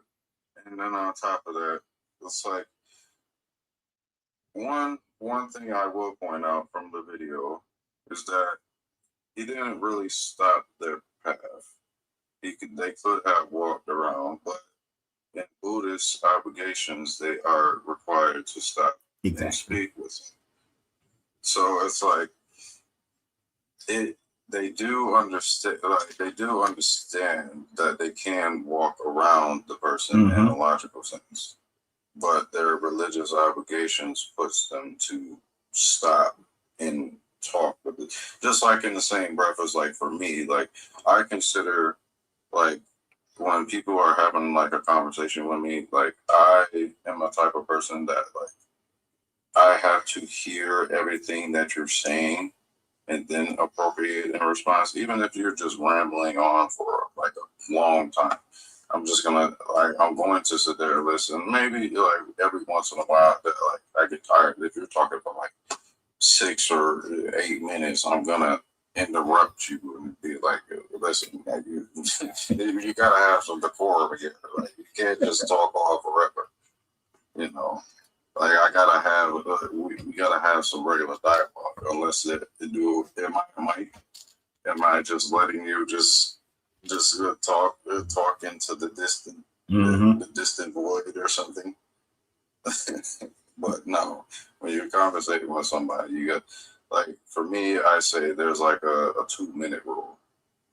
You know, like a person can like speak and talk whatever they wish for like 2 minutes or so. And then that's when we can come back and we can talk about it, because sometimes when people are rambling on, they kind of tend to like keep adding different things they want to ask. And it's like, why, like, let's address one thing at a time so that we can get to like a more conducive conversation. That's why I put on my rules. Like when you're talking. That's why I put on my rules. The host can interrupt, but the guest cannot, because people will get on these long ass tangents. Yeah. They'll just be going on for days, and I'll just be like, listen, I get it. I get your point. And you said 2 minutes.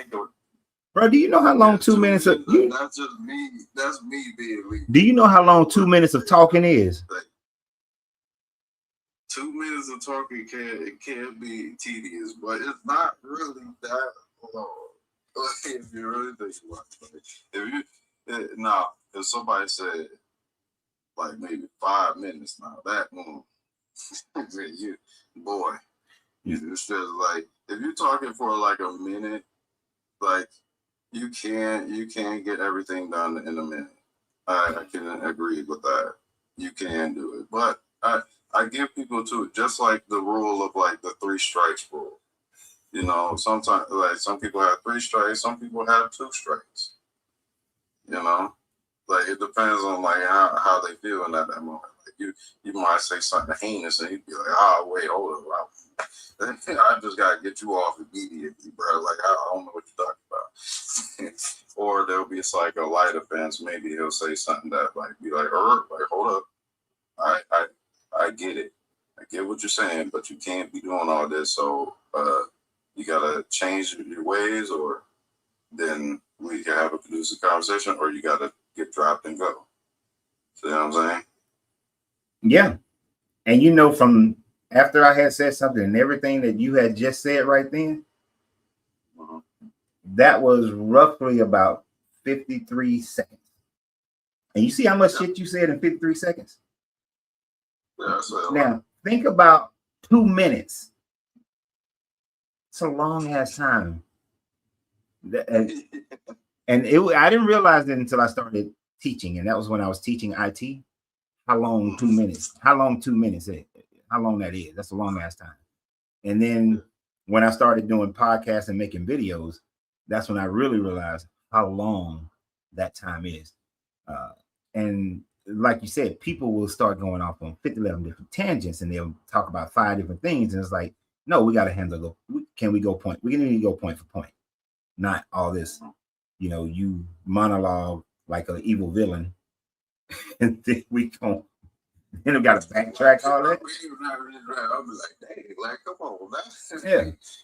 They be throwing that, you know, the 1 minute is for mainly like them just getting all the insults out. Yeah. You know, then the next minute is maybe they'll come back to just start trying to be like, oh, do you know what this word means? Mm-hmm. Or do you know how this impacts me? Do you know, like, bro, what? It's okay. Just come to the realization, but that's how conversations can be conducted. And I'm not disacknowledging that you said that 2 minutes was not fast. Mm-hmm. It is a long time. I just say it like that because, like I said, like I say, what I have is it can be a gift and a curse at sometimes. You know, because it's like I have to hear people like their full like statement, and then I come back to it. But if like I said, if they're talking way too long, I just be like, all right, I gotta interrupt you. Like, I'm sorry. Okay, we can have a conversation, but you gotta just bring back to her. Just like how I can just wrap this right back into what we were talking about with the whole like the stopping and talking like matter. Because when you're stopping and talking to somebody, it's not wrong to stop and talk to somebody, but it is your obligation to sit there and go back to talking to somebody. Like, you can say like somebody could be like, yeah, rambling on, but do you have to listen to him? Like a homeless man on the street that's begging for money. Do you have to acknowledge him? You know what? I can't stand you. Because that's how I was going to wrap what you were saying right back into it. That's mostly what I was going to say to wrap. I'm like, this joke is stealing the damn words out of my mouth. Because the thing about it, that dude who stopped them, I don't know if he knows that they have to give him some attention. That even though it's, like you said earlier, logical to just walk away or just keep on going, because it wasn't like they couldn't walk around him. But because of their religious conviction, they had to stop. And, you know, for a little while, they had to listen to what he has to say.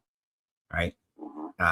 And there are other videos where the monk was talking, and the one that I hated the most, because it's a reference to my own hometown. The monk was talking while they was walking, even though they asked people not to walk with him. But the Clayton County commissioner decided that she was going to make it a political, something political for herself. She decides to walk right with him, and then she interrupts him. And in their tradition, when someone interrupts, you stop talking. You let them have their moment. Because it's part of, I think I'm not 100% sure, but I think it stems from their meditation practice that, you know, when a thought comes into the mind, you just let that thought live, and then you just let it go, and you go back to whatever you was trying to focus on. So when the woman interrupted him, you can even though he's been practicing Buddhism for a while, you can tell he was irritated. But she just straight interrupted and just kept talking. We just out here in Clayton County. I'm Commissioner such and such, and we walking with the monks for peace. You know, she just made it political. But he was visibly irritated. Right. So this guy who stopped him, same thing. He's a human at the end of the day, like as all Buddhists, Yeah. as all Buddhists are. Like they understand they ain't even supposed to be indulging in no earthly desires either. Yeah. Pleasures. Mm-mm. So it's like they understand that they take an oath when they go into the religion, so they can't like deter from their actual conversation. So that's why when it comes to the realism of like, are they functioning in a way that's logical, or are they functioning just what they believe? You talking about the monks or the Christians? The monks. Well, they're functioning based on the way they believe. Right. Because if I was walking with them, if I was leading the troops, we'd have walked around that dude. Because I'm like, dude, I'm not here for you. You ain't like that because you have more freedom. You have more freedom than what they have. Yeah, I wouldn't make it as a Buddhist monk. Like, man, get the hell out of my way. You'll be just sitting up there every day, like, hey, listen. Like, then you gotta take a good while not eating. Mm-hmm. And see, that's another thing about this walk they're doing, and which I think. So, let me say this. I do think that is the overwhelming majority of support that these monks have received probably has been from Christians. I don't know if these people are Christians. We don't know, because I see some of the people who are giving them items. They are displaying Buddhist behavior. But I would definitely say when it was going through Georgia and especially Atlanta, the overwhelming majority of people that was giving them food and water, and one dude was giving them little heating pads and stuff that you put in your gloves and in your shoes. Yeah. I would say that the overwhelming majority of those people are probably Christian. Right. And because the monks can't ask for nothing. Like, you have to offer. That's the only way they can accept. So they taking this walk. People have to offer them food in order for them to have food for the walk. Otherwise, they won't eat. So I respect the fact that they're doing that, but I also respect the fact that a natural person's heart is to help out or give to people who are doing something that connects. And that's why I don't understand. Well, that's why it irritates me when I see the Christians who are protesting this. You know, but more Christians are in support of it than are not. So I'm all about being straight up. Go ahead. For this story from this scenario that you talked about, so can you admit for a second that you're under the assumption that most of the people that were giving them food and water and different stuff was Christians, right? Yeah. Okay, so when indulging into that scenario of like it having people giving him them different stuff, does it truly outweigh when somebody is stopping them and preaching to them? Oh, okay. So in my mind, it doesn't. It does outweigh when people are being negative towards them. In my mind, but you know how the human shared mind works is that it focuses on the negative and promotes the negative to make the negative bigger than it really is. You know what I mean? So like, right, that's like on my relationship channel. That's like I did a video on my relationship channel. This woman was talking about some, oh, the black men are losing all the black women, the good black women to white men. And I'm like, no, 82% of black men are with black women. Shut the hell up. Like, she don't know what she's talking about. The facts are that black men are with black women more so than with white women. So she's just speaking from the few negatives, the few that she sees, and making that the larger number. So, and we do that. Right. People have a tendency to do that. We, one black man steals something, all black people steal. Yeah, they put it into a broader sense Mm-hmm. than what it actually is. Like let's use Diddy as an example. So, Free Diddy. with it, yeah. So like we have people who they want Diddy to be free. And we have other people that we see, all the different stuff that they had, and they like all the different. Like for me, like it was enough for me to see when they was like, when they were talking about the whole scenario with the one woman, and he was like, they said that he was basically just sitting down watching while she was doing her business. Like with the other man as he saw fit.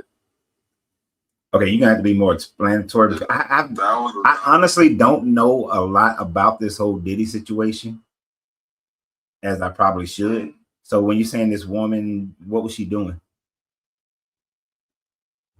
I don't care about words on here, man. I say what I want to say. She was sitting there. Well, she was pleasuring the other man while Diddy was watching. Oh, okay. He got in trouble for that? Because he was like, in her words, saying that he was like kind of like making her go through all of these different like parties and events and stuff like that. Just like with like how that's bullshit. As like the specifics of these parties, like you had to have like different requirements to get into the party. Okay. Like what? You had to take a shot, like a specific shot before you walked in. So it would get you nice and loose. Maybe it was, I don't know what they had specific with it, but how the people were describing it sounded like ecstasy to me. Okay, so they had the opportunity to say no. They had the opportunity to say no, but then they wouldn't be allowed into the party if they didn't. That ain't Diddy fault to me. Yeah, like I mean, then there's the whole things about how like with like idols like Justin Bieber and thank you for all the gifts. Sorry. Like but like they had I think Tyler Perry was in there. Okay, but if he had Kim Kardashian. I can understand peer pressure, but at the end of the day, I'm not putting anybody in jail for peer pressure. Now, they put him in jail, from my understanding, over some bullshit about trafficking women for sex over state lines. If that's the case, and he been doing that for a long ass time. So the fact that they just brought this shit up. What I was describing, like he was making them pleasure with other men for his entertainment. Okay, but then half of America should be going to jail for that then. For taking women across state lines for sex. How many dudes have flown a woman in for that what was it them booty calls? You see what I'm saying? That like dudes been flying women. I met you online. You live in Chicago, girl. I'm gonna fly you down here to San Antonio. You know why you coming. We've been talking. I bought you a ticket. You know what's going down. You know what I'm saying? That's a common thing. That's the only reason why I say it's a bunch of bullshit. Then there's the famous baby oil scenarios. Ain't nothing wrong, baby oil. Baby oil good. Slip and slide. Slip and slide. Well, they were talking exclusively about like how he would with when he's with men, and so he acts differently with men than with women. Okay, is that illegal? But men is the ones he I feel like he truly liked more. But it's not illegal, right? No, it's not illegal to do stuff like that. But at the same time, like it's just how he conducted himself. What? Like hey man, this whole Epstein files situation. Yeah, that's real shit. Started to unravel because they brought like as soon as they brought Diddy in, and then that's when they just started to unravel different other cases and scenarios of the people that were like actually Diddy's boss. There was people over him that were actually promoting the whole thing, and he was like kind of the seer of it all. Like he oversaw it, and then other people were the ones that were like truly funding all of his avenue, his revenues, and they partaked in it too. You know, that's what I've been hearing from it. Mm. I might have to actually spend time and watch that damn video series that's talking about it, because I really wasn't paying attention to it because I was just like, okay, they're getting him on the Mann Act, which is bullshit because people have been doing that forever, and it's a bullshit law that was based on racism in the first place. So it shouldn't even be a law, the Mann Act. And then as far as the baby oil and people making choices to give in to peer pressure, I'm not going to put somebody in jail for that, you know, unless they were minors. If they were minors, okay. If you forcibly, and see, it's peer pressure. There is a line between peer pressure and forcing someone to do something. All right. So, you know, I don't think the man should be in jail based on the limited information that I do have. And it is very limited. Because I just don't pay attention to entertainers mainly is why. Right. But yeah, a lot of people got unraveling with this news. You know, a lot of people was partaking in his parties as far as celebrity wise. Like TD Jakes. TD Jakes, there was Beyonce that was up in there. There was Jay-Z. There was getting swallowed up. They said, I think they said Donald Trump was in there. I don't know. I wouldn't doubt it if there was a time frame that he was in there. I mean, if you look at his history, he used to hang out with the rappers a lot. So back in the day, I wouldn't be surprised. I wouldn't be surprised if this whole Diddy thing, this Venezuela thing, is to try to distract people from the Epstein files. Wouldn't be surprised if none of that.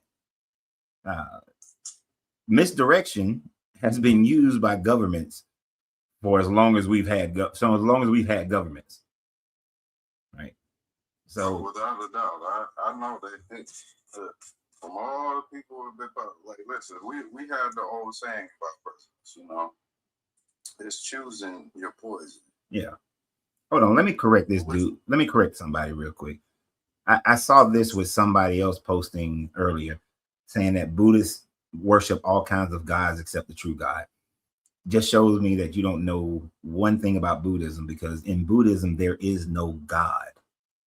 You don't worship any gods in Buddhism. You're maybe thinking about Hinduism. Buddhism does come out of Hinduism, but Buddhism, there is no God. I'm sorry, go ahead. Hinduism, they have the three deities that they think is the creator God. And when the Buddhism is their ultimate goal is to get to Nirvana. Yeah. And they believe in a reincarnation after they get to one such. Yeah, and there's no God involved. There's no supreme deity. They literally go off of the teachings of one man that he prayed on a rock until he one day and got the enlightenment that he sought for, which was the Nirvana. Yeah, I hate when people that one of the most damaging things I've seen. Yeah, I see one damaging thing that I've seen that, and I got to say it, Christians have done is that they try to determine what another person's religious beliefs are. Hinduism was monotheistic until the Dutch and the British showed up. All things were of Brahma, and then out of Brahma, all these other deities are just aspects of Brahma. So true Hinduism is monotheism. Buddhism comes out of Hinduism before it got corrupted by the Dutch and the British. So even in Buddhism, it wouldn't have been polytheistic, it would have been monotheistic, but Buddhism stripped away even the belief in a God, period. And there's more of a unifying energy. I can say without a doubt, there's a reason why Buddhism is on the top 5 religions. Buddhism is on the what? The top 5 religions. Why you say that? Mainly because it's like it's a lot of people they resonate with it more because like I believe people they believe in they believe in spirituality, like without a doubt. But they since they Buddhism, it just provides for it's more enlightenment with through peace in oneself. Yes. Yeah. So it's you're evaluating yourself you're once you go in that you become the very essence of the universe to come back to it. Right. And there is no hell. Hell is actually the fact that you got to keep coming back to this earth until you figure it out. That's their only concept that you can kind of gin up to be hell. They don't really have that true concept of what they don't even believe in what hell is. Hell is just keep coming back. Just believe it. Go ahead. Like I said, they believe there's just a higher energy, and once you get to that higher energy, you're dispersed back. Yeah, and even when you go through samsara, you realize that all demons are self-created. So even though when Siddhartha sat under that Bodhi tree, and he says that the demon, I forgot the name of the demon that supposedly approached him, he had to realize that he realized in his thought process that even that demon that came against him was of his own creation. So that there are no demons. There's other than the ones inside you. And that is attractive. That has become more and more attractive to people. And maybe I would say that's part of the fear that has caused some people to protest them. But I doubt if the people who are protesting even know that. Yeah, they don't realize that. Just speaking off of that example alone, with this is why I believe that, in my belief, I believe each religion they do have we do have a consensus of what's going on with the world. Just talking about Buddhism alone, when you're saying a self-reflection is a demon. If we're going back to Christianity, with hell, the reason why demons are around is because we become the demons as we go to hell. In a Christian sense. I ain't never heard a Christian say that. You're the first Christian I ever heard say that. I'm looking at it as when they arrived in the lake of fire, as God casted off the angels from heaven. Once those were just regular angels. they became demons because they were brought down to hell. Right. But how are the people those demons as, or how are the demons and the people one and the same? Wouldn't it be Because from my understanding from the Bible, the it's demons are made. Oh, I'm sorry. well, the Bible keeps them separate, but they both are supposed to have the same fate in the book of Revelations of being cast into the lake of fire, but they are still separate entities. Humans who don't accept Jesus, they go to the lake of fire. The angels who fight against Jesus in the Battle of Armageddon, they get cast into the fire as well. So this is two different groups. Overall, when we're evaluating and just talking in latest terms, the people who believe in God and follow his teachings are the ones that goes to heaven. The ones who does not follow his laws and his teachings and does other things, they go down to the lake of fire. Which, if you're looking at the story I was saying before about the angels falling, they became the demons as they went to hell. They became archangels, whatever you want to call them. But they can't, as soon as they touch into hell, that's when they become the demon. That then is their sole purpose. Okay, I see what you're saying. To get more demons to go into their flock. Okay, I see what you're saying. That they're still angels until they hit the lake of fire. But now I'm going to test the calmness of conversation, because this is where I would normally go with that one, with that statement that you made. Yeah. So these angels who are going to fight against Jesus are only in the book of Revelation, and the book of Revelation, based on Christian doctrine, hasn't happened yet. There is absolutely nowhere in the canonized Bible that speaks of a fall of this war in heaven. So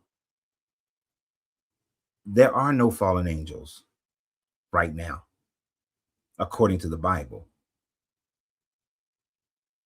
No, there isn't. Yeah. So wait a minute, you're saying there isn't? No, there isn't any fallen angels right now. No.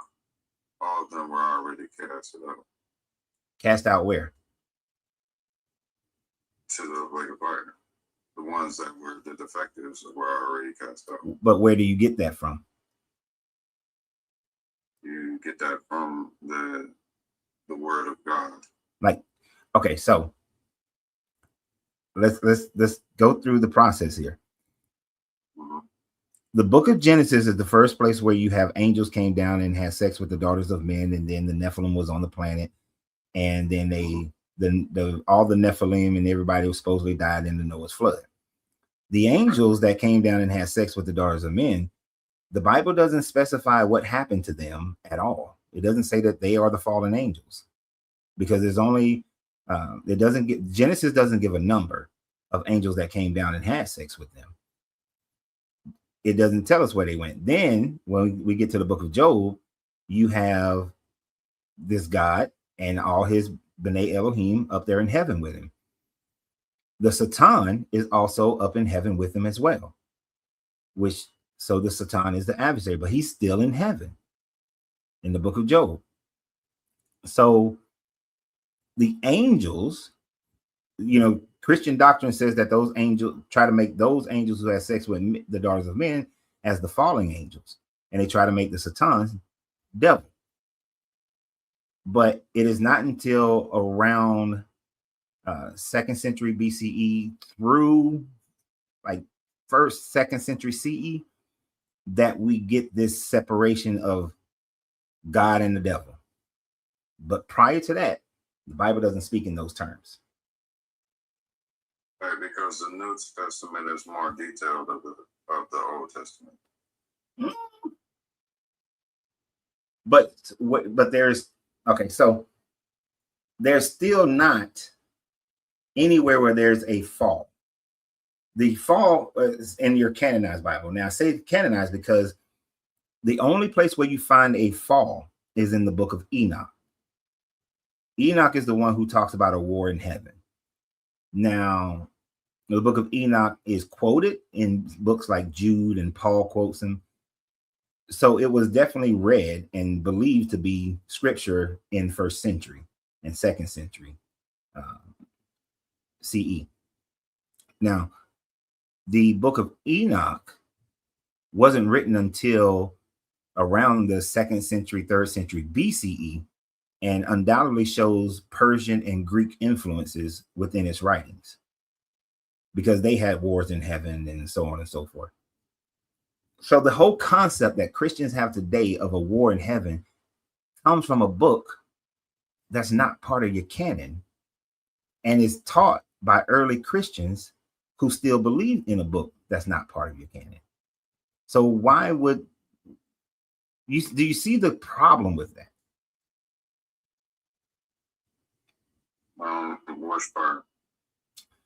The problem with Christians still believing that there was a war in heaven and that these fallen angels and the devil are the powers and principalities of the air, and they're tempting people and all these sorts of things, when you don't accept where that information actually stems from. I mean, my information comes from like the different stories. You can say it was like the book of Enoch and different other things like that. It's supposed to be from the word of God alone. Okay, but you have to find it in there, because it's that's what I'm saying. It's not in your Bible, the canonized Bible. The word of God is Jesus, but Jesus is God. Well, I don't agree with Jesus is God, of course, and nor that the word of the Bible is the word of any God, but just utilizing the Bible itself, what I see is that Jesus being a 1st century, let's say Jesus, I don't think he existed, but so to be clear, but if Jesus existed, then Jesus was preaching a message based on the doctrine of Judaism at the time in 1st century.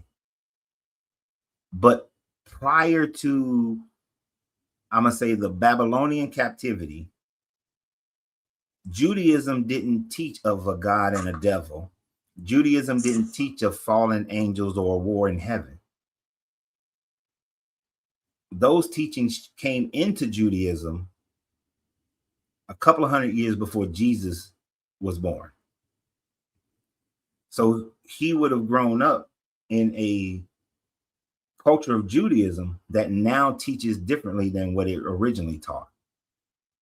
And when I was a Christian, I had problems with that, because it means that Jesus didn't know that he was teaching something that had been culturally added to their doctrine from a group that didn't even worship the same God.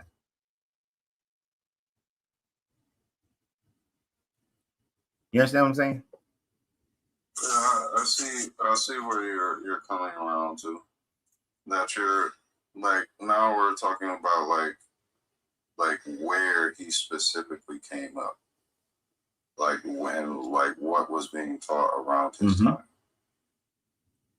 And you can say comparison that, like, just like somebody who was born in Rome, they were a Roman.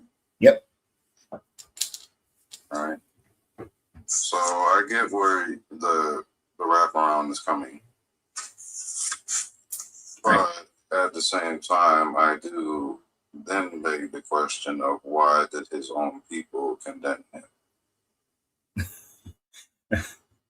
Well, there are multiple reasons why his own people condemned him. One, he was teaching a message that was usurping the authority of the Pharisees and the Sadducees. Two, he was claiming to be greater than Abraham, as far as the book of John is concerned. In the book of John, he also has him claiming to be God. So, yeah, they would want to kill. They would kill a person back then for doing things like that. The only thing that has changed is like people like John Smith would have been killed if he was in the first century claiming that he found some secret gold plates talking about a new version of Judaism. They would have killed him. The only thing that saved John Smith is that he lived in an America that didn't kill people for that. Right, but it's not God that is demanding of killing at the end of the day. Oh, yes, he does. Doesn't he say kill the witches? Does he demand? Does it? Huh? The God of the Bible instructs people to kill the witches. It instructs you to kill false What prophets. scripture? Wait, what scripture is that with witches? Unlikely. Hold on, I gotta look it up again. It's Old Testament.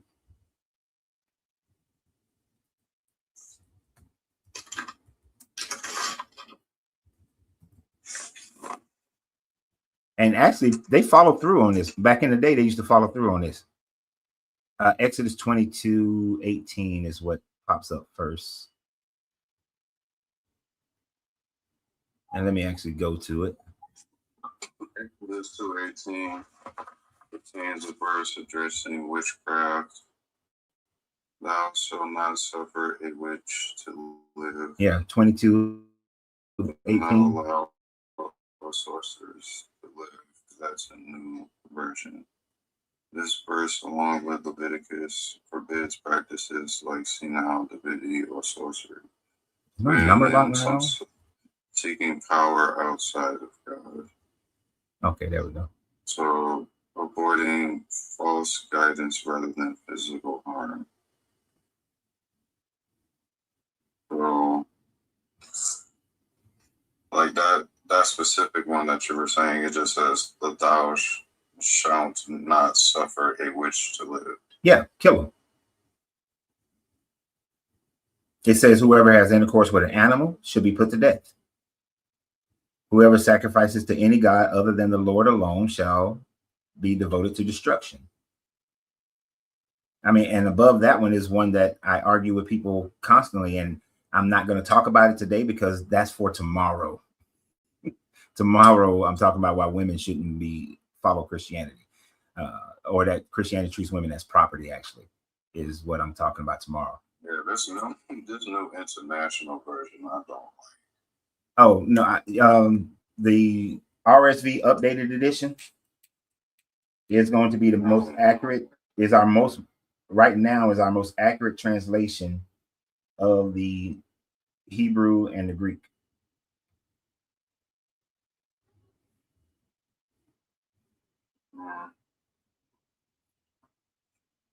I know that's what they say since it's the newest edition, but for me and my purposes, I don't like it. What is RSV? Yeah, I don't like the RIV. No. I'm saying the RSV. NIV. I wouldn't use the NIV. NIV is a English version. Yeah, it's a more Americanized English version to support the King James. It's based on the King James, which King James is a poor translation.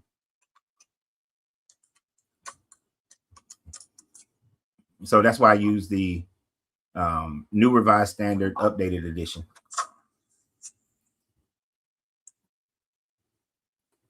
Yeah. But the fact of the matter is, I don't like it is because it's like they just like this example what we've been on right now. It's like, do not allow the sorcerers to live is from the New International Version. right? But even the RSV says the same thing, that sorcerers, you shall not permit a female sorcerer to live. Whoever has intercourse with an animal shall be put to death. So God does give commands to kill people. And that's just one time. It's a whole bunch of other things, but that's just a general law. He also tells if a woman is not a virgin when she is married, then she should be killed, brought to her father's front door, and the men of the town shall come and stone her to death if she's not a virgin when she's married. Like in the Leviticus, it says, "Do not turn to mediums or seek out spiritualists, for you will be defiled by them. I am your Lord." Okay. So, do you retract your statement of God doesn't command to kill people? Yeah, I can retract that. Yeah, he does. Okay. Boy, you getting more and more respect points. So he can say that with different sorcerers and stuff like that. But I can see somewhat why he would want to. Okay, so let me ask you: do you think it's okay to kill a woman, if she's not a virgin? What's the justification for that? Killing a woman that's not a virgin. Yeah, when she's married, yeah. Or what specifically did God say about killing a virgin?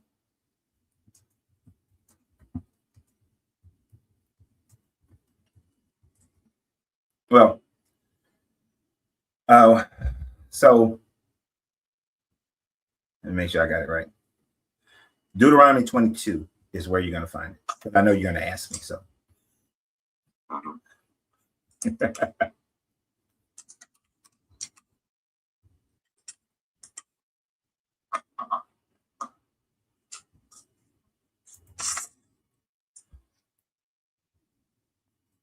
If you see your fellow Israelite ox or sheep straying, do not ignore it, but be sure to take it back to its owner. Oh, it's down in like 20. 20? Yeah. Well, start a little. Let me see. Does it start earlier than that? Actually, starts. No, that's just one of those. Okay, so it really starts in 13. The punishment is down in 20 and 21. But it goes, suppose a man marries a woman, but after going into her, dislikes her. And so going into her means having sex with her. And makes up charges against her, slandering her by saying, I married this woman, but when I lay with her, I did not find evidence of her virginity. The father of the young woman and her mother shall submit the evidence of a woman's virginity to the elders of the city at the gate. So the evidence of the virginity of a woman is that when a woman has sex for the first time on a marriage day, they put a cloth up under the woman. If she doesn't bleed, then she is considered not to be a virgin. Then they say that she wasn't a virgin. So this is the accusation that the young man in this scenario is making. So that's the evidence that the mother and father have to bring. Now it goes on to say, the father of the young woman shall say to the elders, I gave my daughter in marriage to this man, but he dislikes her.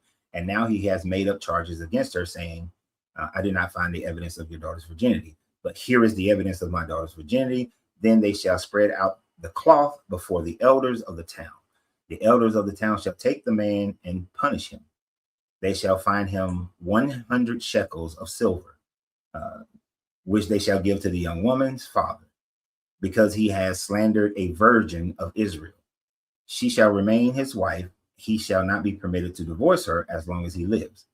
Then it says, if, however, this charge is true, that evidence of the young woman's virginity was not found, then they shall bring the young woman out to the entrance of her father's house, and the men of her town shall stone her to death, because she has committed a disgraceful act in Israel by prostituting herself in her father's house. So you shall purge this evil from your midst. So basically, if a young woman is not a virgin when she's married, she is to be stoned to death. And they base this on the fact that women bleed the first time they have sex. But we know that only about 46% of women actually bleed the first time they have sex.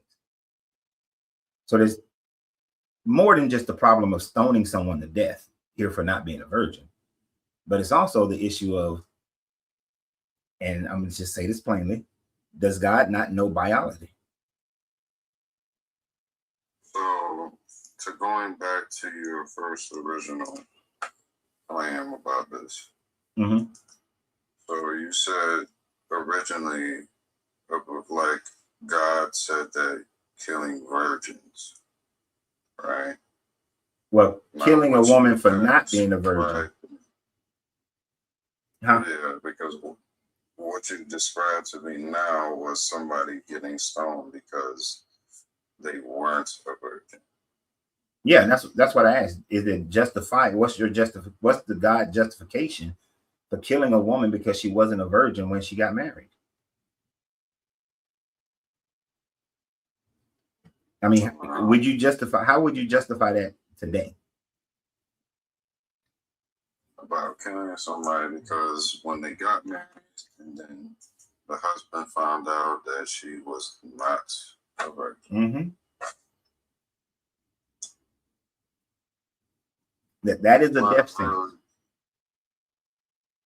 Huh? Yeah, that's a death sentence.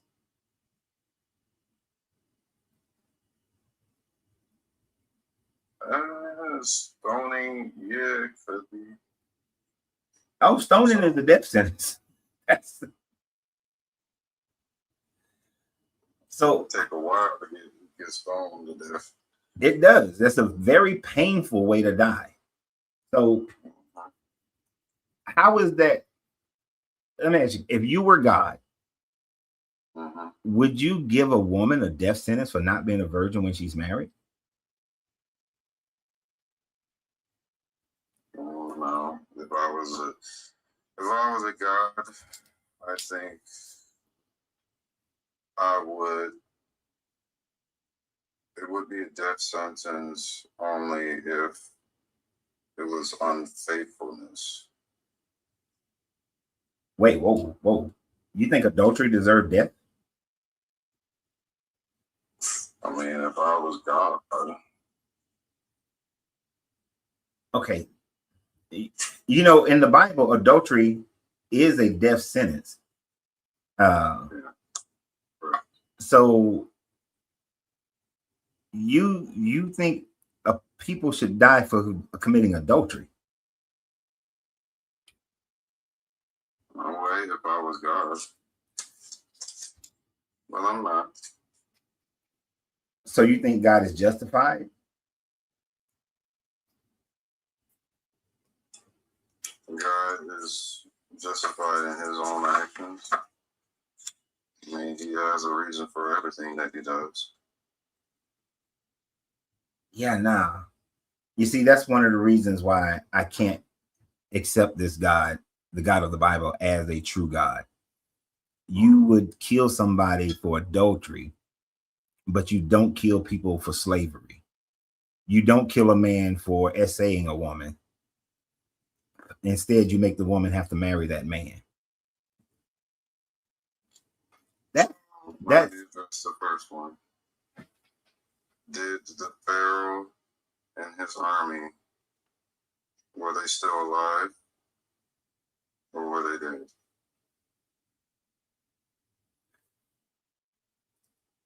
I think the army. I think they were swallowed by the according to the story, they were swallowed by the water. Right. But he didn't kill the Israelites for taking slaves. Huh? So then why didn't the Israelites get killed for taking slaves? Well, in the Israelite sense, they didn't get killed because I don't really remember too much of their story to talk more on it. Well, it's just in the Levitical laws, in Leviticus 25. When you get down to verse 44, it says, of the foreigners who live amongst you and the foreigners around you, you may take them, you may buy them as slaves and own them as property forever. Own them as property and pass them down to your as property as generations. He tells Joshua in the book of Joshua, he tells them that if you cannot genocide the people who are living in the promised lands, then you are to make them your slaves. But then tells them that of the neighboring countries, you are to make them your slaves as well. So the only slavery that the God of the Bible has an issue with is Israelites being slaves. And it's just Israelites being slaves. And most of the time, it's just Israelite men being slaves. Israelite women can be slaves. in the book of Leviticus, I don't believe. Like I hear arguments about Leviticus, but for me, I don't feel like it was God, like it was truly God's doing of slavery. No, it was, because when the part that goes into slavery, no, it's not a prophecy. In the part before you get that whole little line of talking, like Moses goes through a bunch of stuff. So I think you literally have to start in like Leviticus 20. Like Leviticus 23 or something like that, where Moses said, and the Lord God, and it's all caps Lord, has commanded, and then he goes through this whole speech. Part of that speech is the slaves. Commanded the release of the people. Like that was when he was like commanding Jesus to go free the people. Right? No, not in Leviticus. Jesus not in Leviticus. This is Old Testament. This is Moses. Yeah, Moses when he was talking to God. Yeah, and God was constantly giving Moses these rules and laws to command the people. And the slavery laws were commanded by God. No, like that's not what Moses was talking about. What do you mean? Moses came down from the mountain and said, the Lord God has commanded. Commanded that was the release of the people. When you're talking about when they were talking about the slaves and whatnot, that was not Moses talking. In Leviticus is all Moses talking. That ain't nothing but Moses. He was talking about what was going on, but that was not him talking about it for the people. No, I don't understand how you're getting that, because it literally says that Lord commanded. Moses goes through all this stuff, and part of what he goes through is slavery and how where they're supposed to get their slaves from.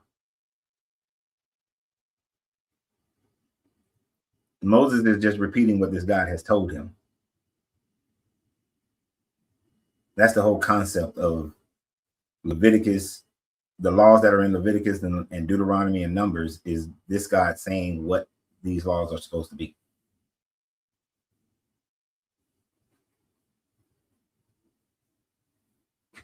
Right, I understand how people come to that conclusion.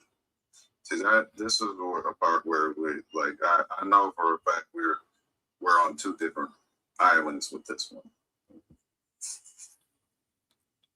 but the only like another way maybe I can say it is like he didn't have like full vocals over what was being done in the society. He was just being the observer and documenting what he's seen. Who is observing and documenting what he sees? Moses. No. In the Levitical laws is not him documenting what he's seeing. He's the God of the Bible, the God of Moses is giving him instructions on how the Israelites are to live as a society. This is not him seeing what's going on. These are just the laws that God is giving to them.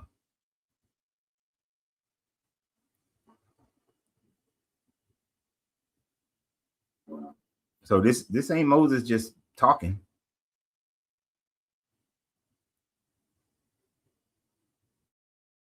Okay.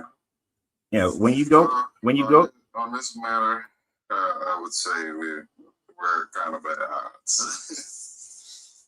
We're going, and many Christians have issues with this one because even though they don't like especially Black Christians, we want to say that the transatlantic slave trade was not done, is outside of the Bible. But the transatlantic slave trade was conducted exactly how the Bible says to conduct slavery.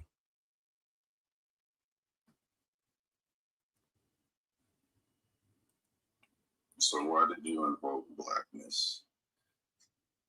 Because that's where most of the biggest argument that I've seen to defend slavery in the Bible has come from Black Christians who want to defend slavery, who are in opposition to the transatlantic slave trade because it was conducted by Christians, and they want to separate the God that they believe in from that transatlantic slave trade so that they can condemn the transatlantic slave trade. Is that an objective or a subjective statement? It's subjective, but it's subjective based on the evidence of the outcry of Black pastors and whatnot. Now, you also will find this with white people as well. White people who are against slavery and are against the transatlantic slave trade, but they were Christians and they are Christians. They seek the same remedy as well, that the God of the Bible never condoned slavery, and especially the type of slavery that the transatlantic slave trade. So you'll have them saying the same thing. And then, of course, they'll jump on that the abolitionists were Christians as well. Now, that doesn't negate what the Bible says about slave trade and how slavery is supposed to be done, and that the transatlantic slave trade was done that way. So the part of it that's subjective is what I say about their reasoning for it. Now, the slave trade, transatlantic slave trade being conducted exactly how the Bible expresses it, that part is objective because the Bible says it and they followed it.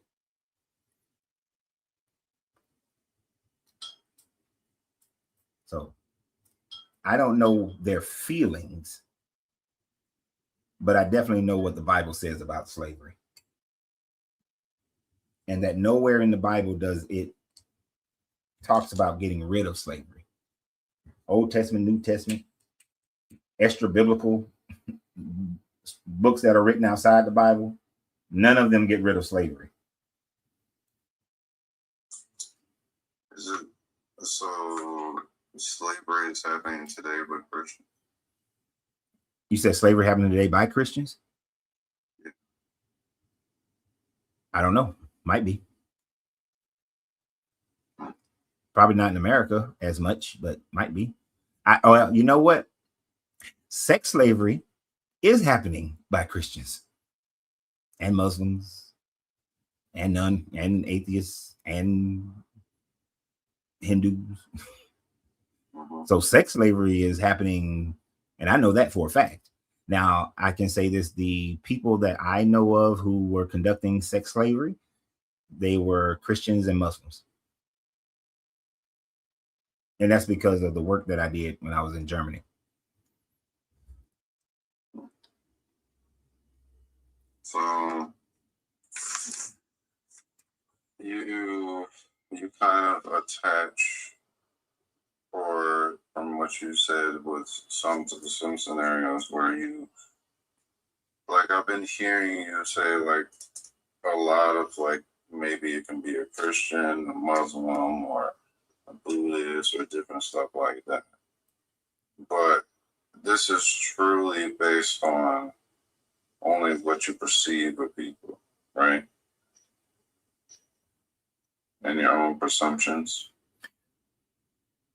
I'm not exactly sure what you're saying right there. So let me express it differently. Let me express it maybe in a way that is clear.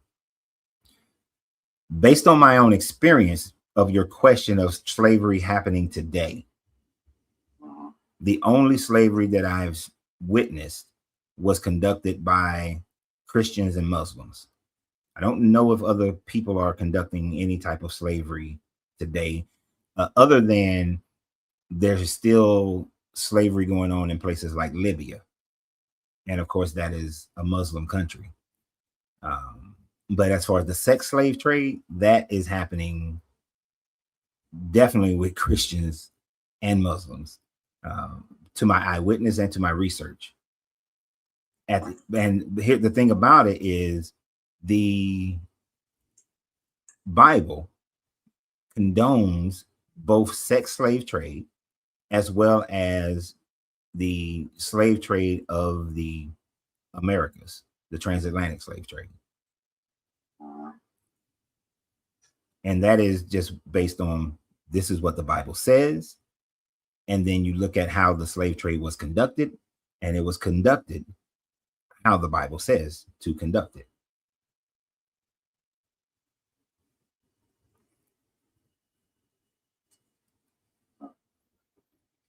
Interesting. Because the Europeans, when they enslaved like the Irish and the Scottish, they went into indentured servitude. So Leviticus like 34 talks about Israelite to Israelite, it's indentured servitude. There's 7 years to the year of Jubilee, and then you release them of their debt. In the late 1400s, early 1500s, that's how slavery changed for Europeans towards other Europeans. In Leviticus 44, it begins to talk about how of the slaves that you will own as property and that you will pass down to generations as property, that is for foreigners. So that's foreigners, not of your tribe. So the Europeans, when they came to Africa, based on Nicholas V papal bull, they enslaved the foreigners and made them permanent slaves for life as property. So that's exactly how they were supposed to be treated. In Exodus 20, it says that for your slaves, your foreign slaves, you can beat them as long as they don't die within a day or two, because so that's the law that you're not supposed to beat them to death. If you look at the only place I've seen it is in Louisiana code of law. You can't beat or maim a slave, your African slaves. So they followed the Bible in how they conduct, and how their slavery was conducted. Now, did they follow every letter of the Bible with the few rights that slaves have? Probably not in practice, but even in ancient times, they probably didn't follow it in practice the same way either. I'm sure that there were some Hebrew slaves who maimed and killed a slave through beating the hell out of them and was never punished. Hey, redirect this logic thinking for a second with going in a different direction with it. So can we agree that back in the day, slavery was not a bad thing? We cannot agree on that. Slavery was a terrible thing.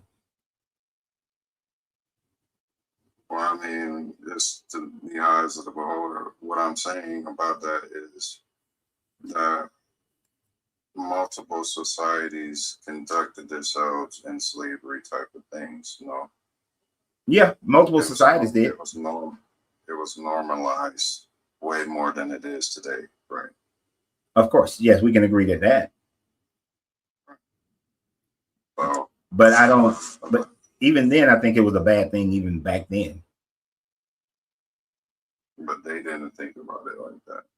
No, and neither did America until the late 1800s.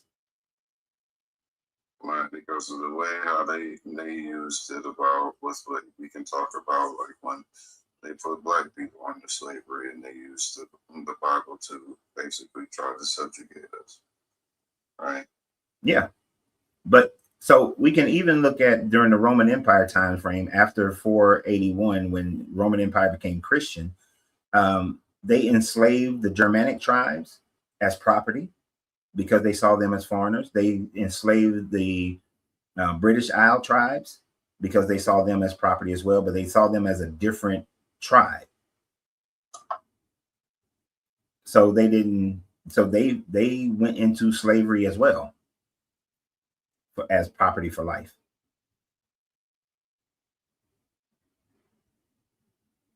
So the thing is, at no time There is not one time frame that I will ever agree that slavery is good. Even if the civilizations normalized it, that still doesn't make it good.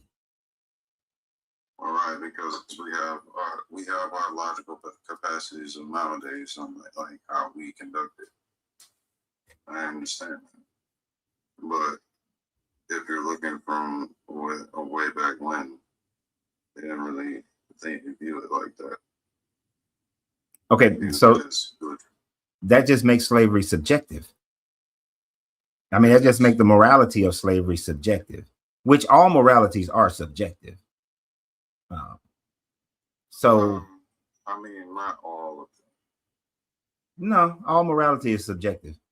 There is no objective morality. There is not one society nor one rule of morality that is seen as being the moral standard. We just have a tendency to agree on certain things should not happen. But most of the time we agree on those things based on our culture.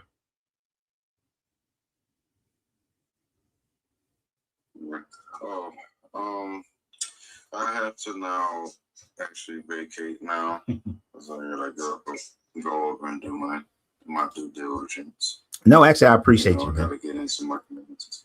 I appreciate. I don't. Sure. You set a record. You in the Coach Rand's Guinness Book of World Records. I have never talked to any one caller this long. And pretty much the whole damn show, because in 9 minutes I'm gonna be done anyway. So it is almost as if I try to have long dialogues. It's just that people they get too irate too fast. Yeah. They just Well, and but I'm gonna hit you with a follow, and yeah, we can probably have another debate one of these other days. Yeah, and normally I would have had other people trying to pop up to get on, but nobody was trying to pop up and get on. So I was like, well, we're gonna keep talking then. Yeah, they were just listening to us at that point. Yeah, it's almost like this was an interview show. Like I called you on purpose. Like today we're going to be interviewing Notorious Brutus. They're very glad that we had some great dialogue. Yeah. I cannot wait to have another discussion with you. Yeah, I appreciate you. I look forward to having more discussion with you as well. I go live Tuesday. Most of the time I go live Tuesday, Wednesday, and Thursday. Tuesday, Wednesday, Thursday. Okay. Yeah, 12 noon Eastern Standard Time. I don't know where you are, so I base everything on Eastern Standard Time. Yeah, we in the same region. We get it. Oh no, I'm in Central. Oh, you in Central? Yeah, it's just easier for people to base things on Eastern because all our television and whatnot is based on Eastern Standard Time. So. Yeah, I was about to say, yeah, I'm in the Eastern Hemisphere, so I definitely know. Yeah. All right, brother. That's the weed talking. Wonderful. All right, man. I appreciate you. Later. Man, say I'm in the Eastern Hemisphere. In the Western Hemisphere. I don't know if somebody did pop up. I'm sorry, I didn't even see this one. Let me see if he did, because he's been waiting a long ass time. El Guru. You know what? I forgot that you only do 1v1, right? Yeah. Yeah. You see, I wanted to get in on the action, but I see how you're doing. You like to interview one-on-one. Yeah. You know what? I get it. It's a lot more intimate when you do 1v1.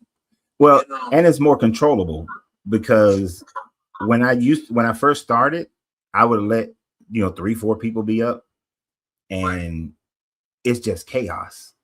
People talking over each other the whole damn time, and I got patience, but I ain't got that much patience. Man. So what's your assessment with the last caller? Oh, well, right off the whip, without deeply thinking about it, I do think that he's honest, willing to look at information and actually think about it. It's still going to have some hard coded things like when we talked about slavery, that's more hard coded into him, but was willing to retract other statements. So that shows a degree of maturity and honesty, intellectual honesty. So I do appreciate that. And he didn't get all emotional. So he's somebody I could talk to. Right. I will say that he didn't respond to stimuli. I know he was reading my comments, but I realized that he wasn't really responding to stimuli, which is good in a way. But what I will say is that he needs, if he can open himself up just a tad bit more to the information that's out there. I know that listen, everyone has their confirmation biases and sort of a certain level of cognitive dissonance to a certain degree. But you have to be able to realize that no one has all the answers. And right. B, any book that tells you it has all the answers, be very aware. And I think that he realized perhaps there in the end that any book that tells you it has all the answers of your life from A to Z is, No, I agree. So, and I also wanted to say, Malcolm, you guys touched on slavery and touched on certain things. Malcolm and Martin, they needed the oppressor's mythology in order to reach the masses, because without it, kind of like Brother Marcus Garvey, he really didn't want to lean on Islam. He really didn't want to lean on Christianity. He wanted to do it independently without these entities. Because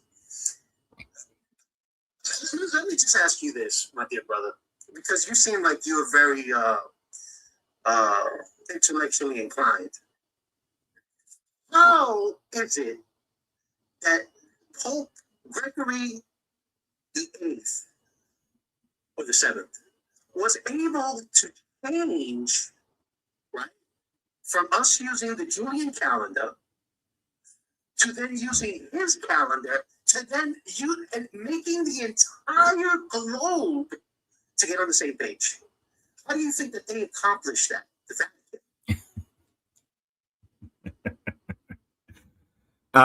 Well, we have to, and I thought it was Pope Gregory the Fifth who did that. It's either the 7th. It's a Gregory. That's why we call it the Gregorian calendar. I'm not sure. Right. I just like to know exactly what you.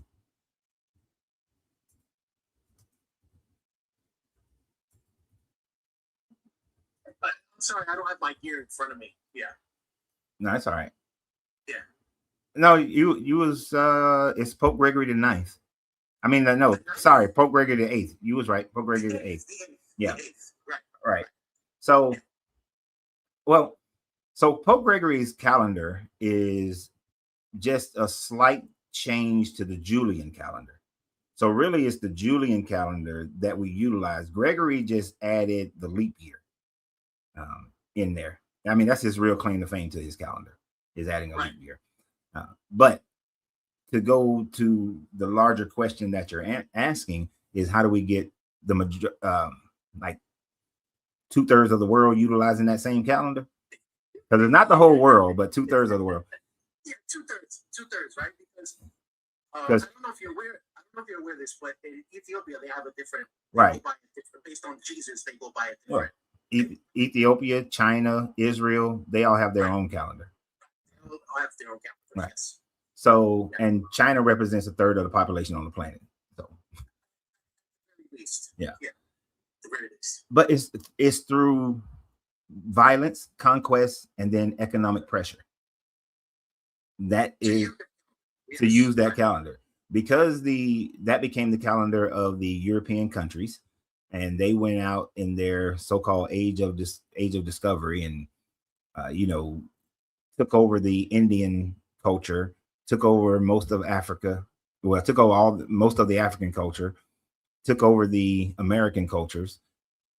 They instituted the Pacific Islanders, yeah, the Filipinos. They took over everybody's culture and forced them into following Western rules and Western culture. So, but it's through, first it was through violence and conquest. And then for the other countries, like China uses its own calendar when they're just dealing with themselves. But when they deal with Western cultures, they then utilize the calendar, the Gregorian calendar. So it's through economic pressure is the final way that they did it. Yeah. So as you may know, all of the months and the days of the week are all named after Norse and Roman gods. Yeah. As you know. So I think that people don't realize how entrenched and how engulfed we are in European sort of mythology in this country and just worldwide. Within the last 500 years, for example, my parents come out of Haiti, right? And they don't teach you that Christopher Columbus discovered America. Now they will say that Christopher Columbus was the first European, or one of the first Europeans to come there. But Europeans had come to the Americas and they didn't colonize. I'll give you an example. The Vikings. There's history that the Vikings came to the Americas, and as we know, the Vikings were very good navigators of the seas, and so these people were very, very amicable. And despite their violent history and past, they were very amicable to these other tribes and people that they met. So I don't buy it for 1 minute. If people don't know about the doctrine of discovery and the Papables, the Dumptiverses, the Romanus Pontifex, if they haven't read any of these literatures, then I don't blame them. That's why most of these people are Christians. Yeah. So, what's your thoughts on the Ethiopian Coptic Christians? How do you feel about those brothers? They ain't nothing but pseudo-Roman Christians. They're pseudo-Roman Christians. The people like to jump on that one because they say that they have more books in their Bible and so on and so forth, but they fail to realize that the Egyptian Coptic Church is the ones who sent Frumentius back to convert King Ezana into Christianity in 330 CE. So, but because they weren't part of the Roman Empire, he gave them all the books. He gave them Enoch and all these other Jubilees and all these other books that they then had in their Bible. But it's still a Bible and a version of Christianity that stems out of what becomes the Roman Catholic Church, because Frumentius was under Bishop Athanasius, and Athanasius was the one who kept suggesting these should be the books of the Bible after the Council of Nicaea. But because the Ethiopians weren't conquered by the Romans, but just became, trading partners with them, they were able to maintain all these other books that the Catholic Church gets rid of. But it's still a Roman version of Christianity. Now, do you know that they celebrate Frumentius because in Ethiopia, as a symbol of paying homage to him? Because without Frumentius, really, you have no way to influence Ezana into, being influenced, and being coached. Yeah. Now, I won't say you have no way, because Ezana was looking to find a way to buddy up to the Romans during that time frame. Because Ezana, the only reason he converted to Christianity was because he wanted to better trade relations between financial. It was all financial gain and kingdom protection. Beyond that, Ezana didn't have some spiritual awakening. He was just like, what's good for my kingdom. Exactly. And like most politicians, right? Yeah, like most politicians, pretty much. Right. I would imagine if I was King Ezana during that time frame, I would have been looking for a way, looking at how the world was at that time frame. How can I keep the Romans from trying to attack us again, and we can just be good friends? And if I was looking at the reading, if I'm reading the room, I'm looking at Constantine he just had this council where he's empowering this new religion. So let me get on board with that, since that's what Constantine is kind of like, setting up.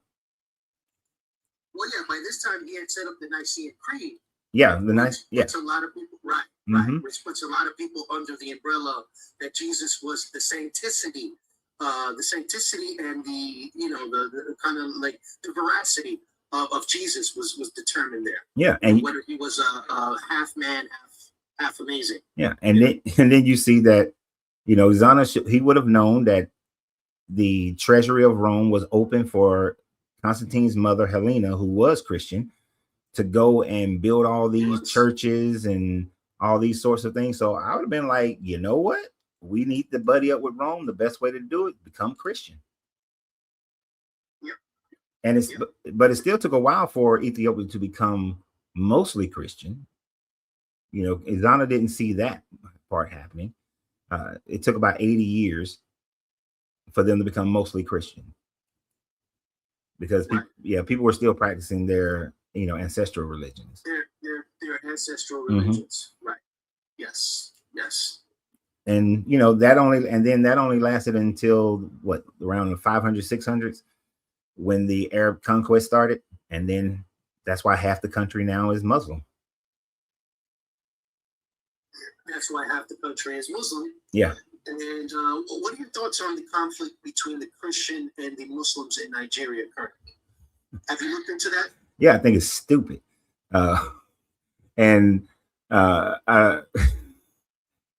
So what most people don't realize, I don't think, is that the northwestern area is controlled by Muslims.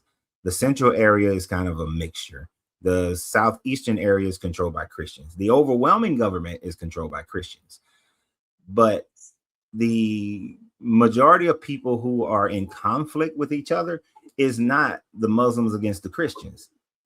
They are actually they are actually harassing and killing more Sunni Muslims than they are Christians, because they want to force Sharia law first.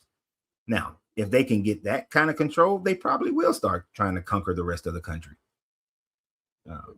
But I think it's something for them to fight, for them to have their own fight over. I don't think America or any other country should be involved. We just want that oil. Do you think that the U.S. has gotten involved because there's oil? Nigeria is the biggest producer of oil. Most certainly. In the African continent. That is the only reason America is involved.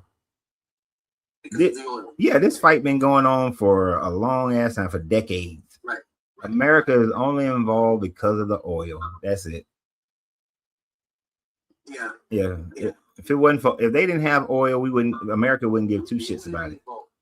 Right. Because I concur. Why aren't we involved in some of these other countries where they have these issues?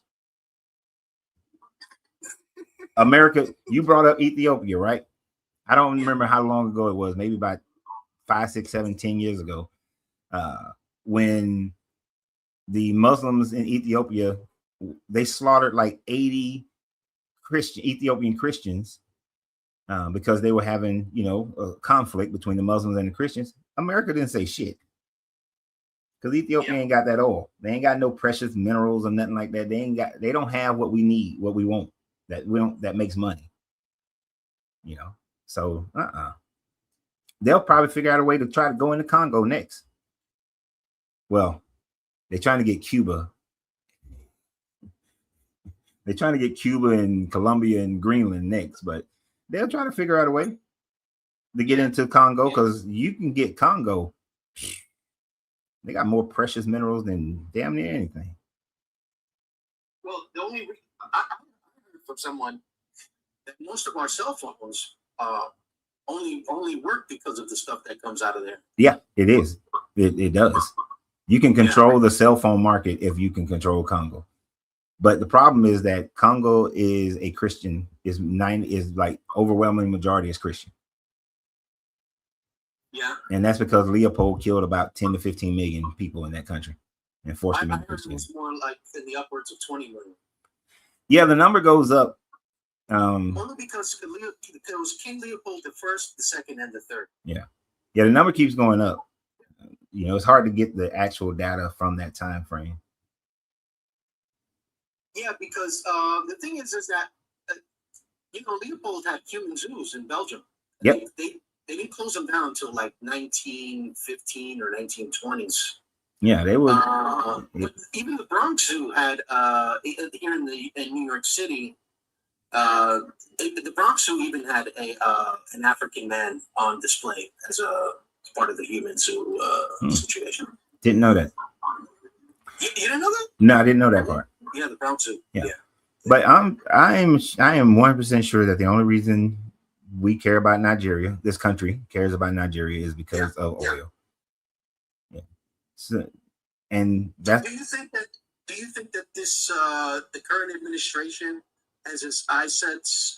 If they don't shape up these people in Nigeria, you think he'll just do a Nicolas Maduro on these people?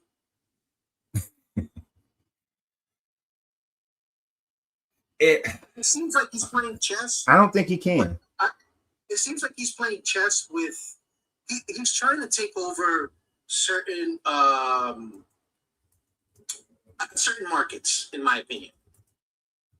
It seems that way. And so, what do you think? You think that what country is next to fall, in your opinion? That's a good one. Honestly, I think because of who's in there, I think he wants Cuba.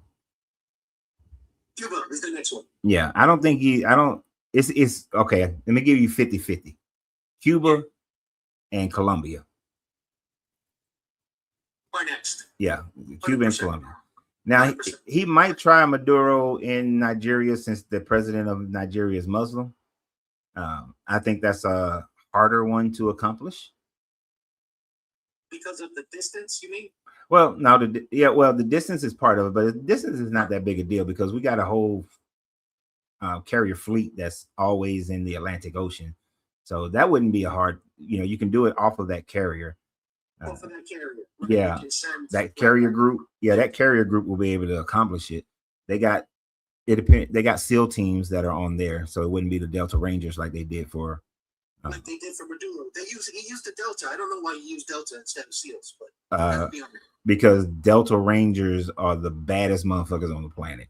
Oh, no, I don't take. Oh, come on, bro! I don't take nothing away from those guys. No, I'm saying the movies have made. I've seen them I've seen real footage of training. Yeah, I'm just saying. I believe you. I believe you. The movies have made the Navy SEALs seem like they're the most elite group. And especially with SEAL Team 6, which is a more elite version of the SEALs. Right. But the Delta Rangers are the baddest motherfuckers on. They the baddest boys that we got. Right. So they just don't publicize themselves like the SEALs did. But no, I mean SEAL Team 6 though is great, phenomenal group. Not to cast any shade on them at all. So it could be done. It's just the population density and the density of the cities, that's what makes it more difficult. Is the only reason. It still can be done. A lot more collateral damage, you mean? Yeah, it's gonna be a lot more collateral damage, and it's a lot hard. And if it's done inside of like in Lagos or Ibadan, it's a super urban city. Like, I don't know. You sound like you might be from New York somewhere. Yeah. But, and although I've never been outside of the airports in New York is not as dense as Lagos. No. I wouldn't say that. No. Yeah, it is. Have you been to Lagos? Yes, and I was only there to go to the embassy, and I took my ass to the embassy, and I went back. But I'm a grown ass man and I'm an American, and I know people on the grown American men don't ride on the back of motorcycles. But there was no way in hell I was going to sit in that traffic in a car. That traffic was just ridiculous because of all them damn people there. You choppered out of it? No, I got on the back of a motorcycle, little motorcycle taxi boy. Oh, okay. Yeah. Gotcha. I mean, you're talking about a population in a city that's like, what's like 20 to 30 million people At least. in this city. And in the downtown area, it's like 15 to 20 million people just in the downtown, because that's the larger metro, is that higher number. But just the downtown area, you're talking about almost 20 million people. That's some serious density, which makes extractions like that more difficult. Yeah. You know, Caracas, what is it? Is it Caracas? Caracas is nowhere near as dense. So it's a harder thing to do. And then you got to get to the airport. Nah, that one's going to be harder. I don't think they'll try that one. I don't think they'll try that one at all. But I do see them, maybe Colombia or Cuba. I think he's posturing on Greenland, because the EU may not have said much about Venezuela, but the EU would lose their shit over if he were to try to take Greenland by force. Yeah. But I mean, one thing I'm thinking as a chess move, as Greenland, is maybe the natural resources that Greenland perhaps can possess, being that it's, a block of ice. So I don't know what type of chess move he's playing there with Greenland. The only thing I'm thinking is natural resources, Yeah, but I think the chess move is, and I hate to even give him the chess move. I think the chess move is a distraction from the Epstein files, personally, because without a shadow of a doubt. Yeah, because this bullshit that's going on could lead to World War III, man. To be honest, because if I'm China, I'm saying, well, oh shit, if he can do that, then I'm gonna go and take Taiwan. If I'm Russia, I'm just gonna go ahead and take Ukraine, and while I'm taking Ukraine, I might as well take some more stuff. While I'm taking Taiwan, I might as well take some more stuff. So, in other words, he's setting the tone. Yeah, the tone becomes empire building again. And empire building doesn't work out for the people. Not for the little people. Yeah. It certainly does not. So what are you going to do? Start attacking all the other North American and Central American and South American countries, except for Argentina? Probably leave them alone. Like, you can't make this the United States of the Americas. That's not going to work. You're talking about constant war to do that. And we're not living in the time frame where the Europeans got guns and cannons and the overwhelming majority of the rest of the world don't have it. We're not living where mountains can't be overcome. Right?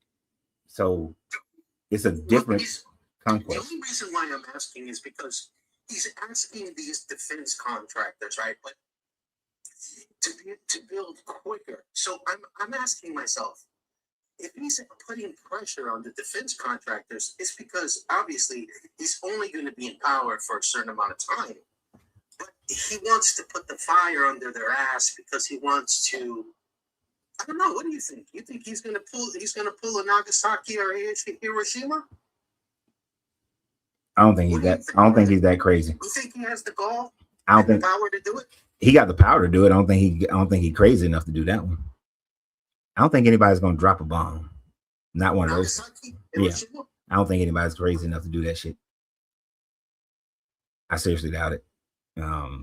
It's been 80 years. Yeah, no, but I don't think anybody right now is crazy enough. I don't think he's that crazy. He's crazy, in my opinion. But I don't think he's that crazy. I do think that if he continues on this current pathway, that his presidency will be shortened.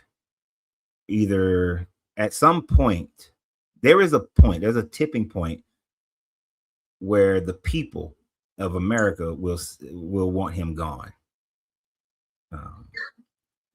Just don't know what that tipping point is, because even in some of the things he's doing, even though he's got a lot of his own fans who are supporting him in the Venezuela, and they're buying up the bullshit reason, there's a point where he's not going to be able to reason his way out of it.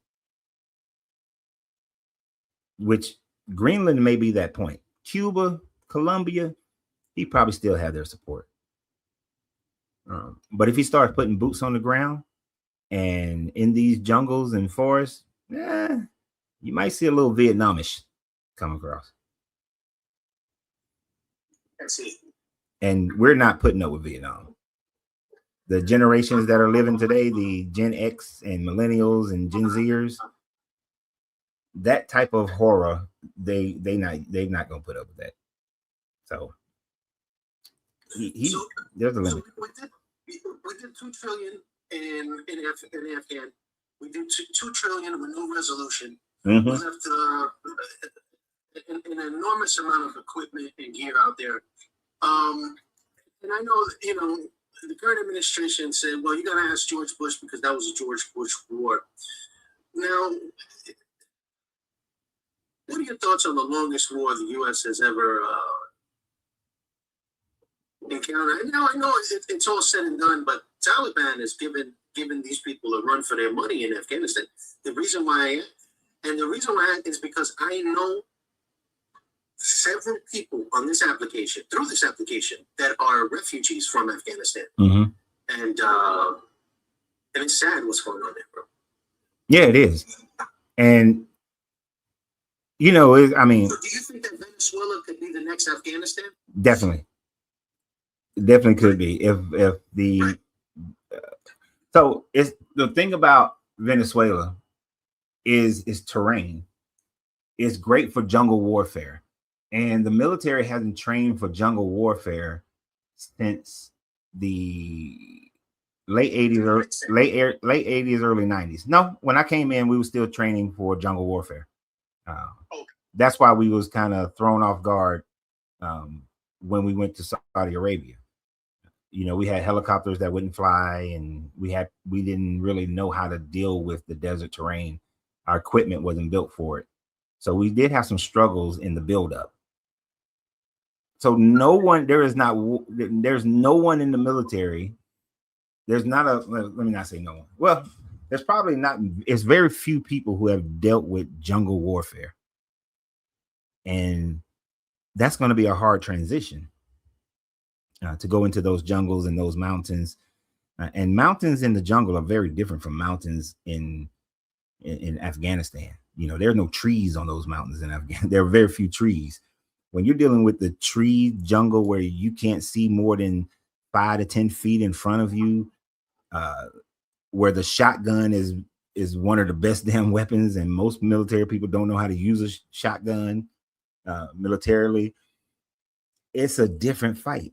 That's what made Vietnam so damn difficult, is because of the jungle. And we're not ready for that. So the beginnings of that may be all shock and awe and blowing shit up, but once the boots on the ground and you got to take it mile for mile, it's a whole nother fight. So the longer they're able to hold out, the worse it'll be for American troops. So I think it could be. They need to. You think they need to assassinate the VP? No, I don't think they need to assassinate the VP. I don't think they were right to take the president. No, that's a violation of international law. Was the guy a good president? No, I'm not supporting him. I'm not supporting the vice president. But that is up to their people to oust him, not anyone else, because you create a slippery slope of losing international sovereignty laws. So what if somebody kidnapped Trump? Can they do that? Are they wrong? Another government could be like, this Trump dude, he violated international law, so we're going to kidnap his ass and hold him. The only difference is America has a big enough stick to be like, oh, no, the hell, we can go fight you. Venezuela don't have that stick that America has, but they would be just as wrong. And if that's wrong, then what he did was wrong. And that just throws the world, even though I don't like most politicians, we unfortunately need politicians to have some levels of stability. You can't just go around kidnapping people and assassinating people. Remember, it was an assassination of a world leader that started what, World War II? No, World War I. When they assassinated Ferdinand. Yep. Ferdinand. Yep. Yeah, you can't. Long as poor people go fight wars, they don't mind the wars being fought. You know, they don't mind. As long as poor people die, they don't mind. As soon as you start killing or kidnapping leaderships, all of a sudden the world is in shambles. So, no. So, do you think that using? So, do you think that by going this route, he's already violated international sanctions, right? Laws. And so what would be the next step that the UN or, the NATO can, what sort of policy can they implement in regards to this act? Well, they can't do anything militarily. The UN is pretty weak when it comes to that. But what they could do, if they can get enough countries to do economic sanctions on America, not allow American products to be sold in their countries, that even though that would devastate the American economy for a while. America would have to go back to, where we kind of like built shit for ourselves and bought shit that we build or make. The only problem with that is the real American way. Yeah, but but you wouldn't be able to afford that. Like, people wouldn't be able to afford the products that are made by Americans because of how much Americans are paid, and that would increase the cost of things, which is why shit is produced in other countries. So it would really screw our economy if maybe somewhere around 10 to 15 of the major buyers of American products said, we're going to do an economic embargo against you. And that's the only power the UN has. They're not sending troops over here, and they're not blockading shit. Yeah. They don't have that kind of power. Gotcha. So in other words, we're dealing with a Broad Street bully. In other words, pretty much, yeah. There's nothing, unless people like China or Russia, which I doubt Xi Jinping is going to want to start playing chess with this guy, at this point of his career. But I mean, what does he have to gain? He probably has more to lose than to gain. No, his chess move is to start grabbing up other Asian countries. Right. It is Taiwan, yeah. Right. It's kind of like Japan's chess move during World War II Japan wasn't joining in with the Italians and the Germans. Japan just said, oh, the world is distracted. I'm finna go take this shit that I want. There's some things I want. Nobody's gonna bother me because they focused over there. So China, if I'm China, I can see China just saying that, hey, I'm finna grab up Taiwan, Thailand, Saigon, Cyan, I'm finna grab Vietnam. I'm finna grab up me some countries. Yeah. I'm finna grab up all these smaller nations. Especially the only one that Singapore might be the only one that catches anybody else's attention, because most financial transactions that happen in that area, Southwest Asia, go through Singapore. So I can see that's his chess move. It is not to try to say, oh, America, you're wrong. It's like, no, I'm going to do the same thing. I'm going to do the same thing, and y'all right. Y'all can't tell me nothing. Right. And if I'm Russia, I'm going to say, oh, I'm going to get all the countries we lost when we was the Soviet Union. And that's going to put the European Union looking left and right. Don't know which way to go, but they're going to, the European Union would then focus on Russia and what they're doing. And then that would free up America to go and grab some more shit, as long as they don't mess with Greenland. Right. So who is the sleeping giant behind Greenland? Who's the sleeping giant? Yeah, who's the sleeping giant behind Greenland? You're saying that Greenland is the straw that breaks the camel's back, right? Oh, yeah, because Denmark, Denmark owns Greenland. So, but Denmark is part of the European Union. So if he grabbed up Greenland militarily, then what that would create is the European Union then been having issues with America. And economically, we are, we leaning on them a little bit. So they're still important to our economics. The British pound is and the European euro is a lot more than the dollar at the moment. If I'm correct. Yeah, and the pound is more than the dollar, and so is the euro. But one of the major things is that we occupy so many bases throughout Europe that if the European Union said, nope, get the hell out, then that's going to decrease our effectiveness on that side of the planet. You mean the presence, the U.S. military presence? Yeah, because of all of a sudden now you don't have bases in England, Spain, France, Germany. Right. And we hella in Germany. But all those Italy, you get rid of all those bases, all those ports, you've hurt our military effectiveness on that side of the planet. Now to do anything over there is a long ass ride. And you still need to go through the Med because going down around Africa is a long ass ride. That's like 10. So you think, all right, so Colombia or Cuba? No, it's good to know. It's good to know. I'm going to keep a lookout for that, Yeah. And trust me, there are a bunch of Americans in Colombia that are like, please don't come to Colombia. We left America for a reason. Yeah. Especially a lot of veterans. Like, we left America. Now, do you think that he would have to you think that the current president will go like Maduro, or you think he will go out with a bang? You mean, wait a minute, what do you mean? Like Trump? Like Maduro didn't go out with a bang. Like he allowed himself to get captured.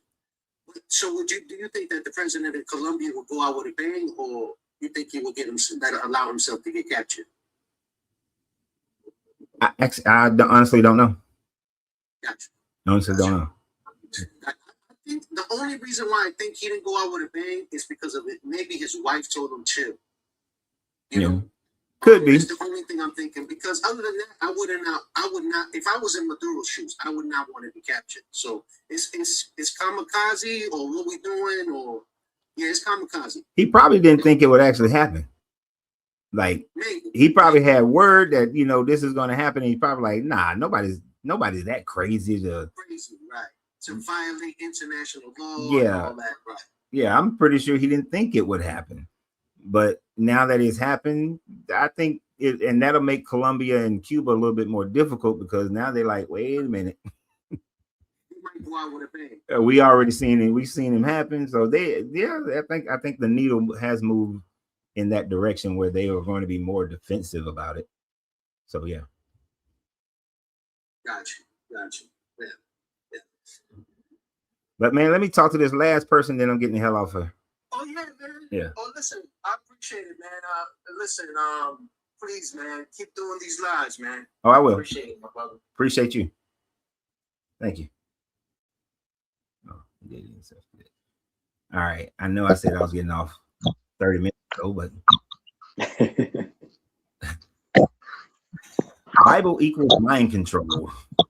Yes, sir, Coach. I used to come on as Duran Beckford or Dre Bills on Facebook. Okay. But I finally started my own channel. I've been listening to what you've been saying and telling people they need to stop thinking about it and do it. So I've been trying to reach out to Wes Huff to actually do my first video. What I was trying to do for my first video, because you're one of my favorite YouTube channels, I was trying to get the Wes Huff and you going.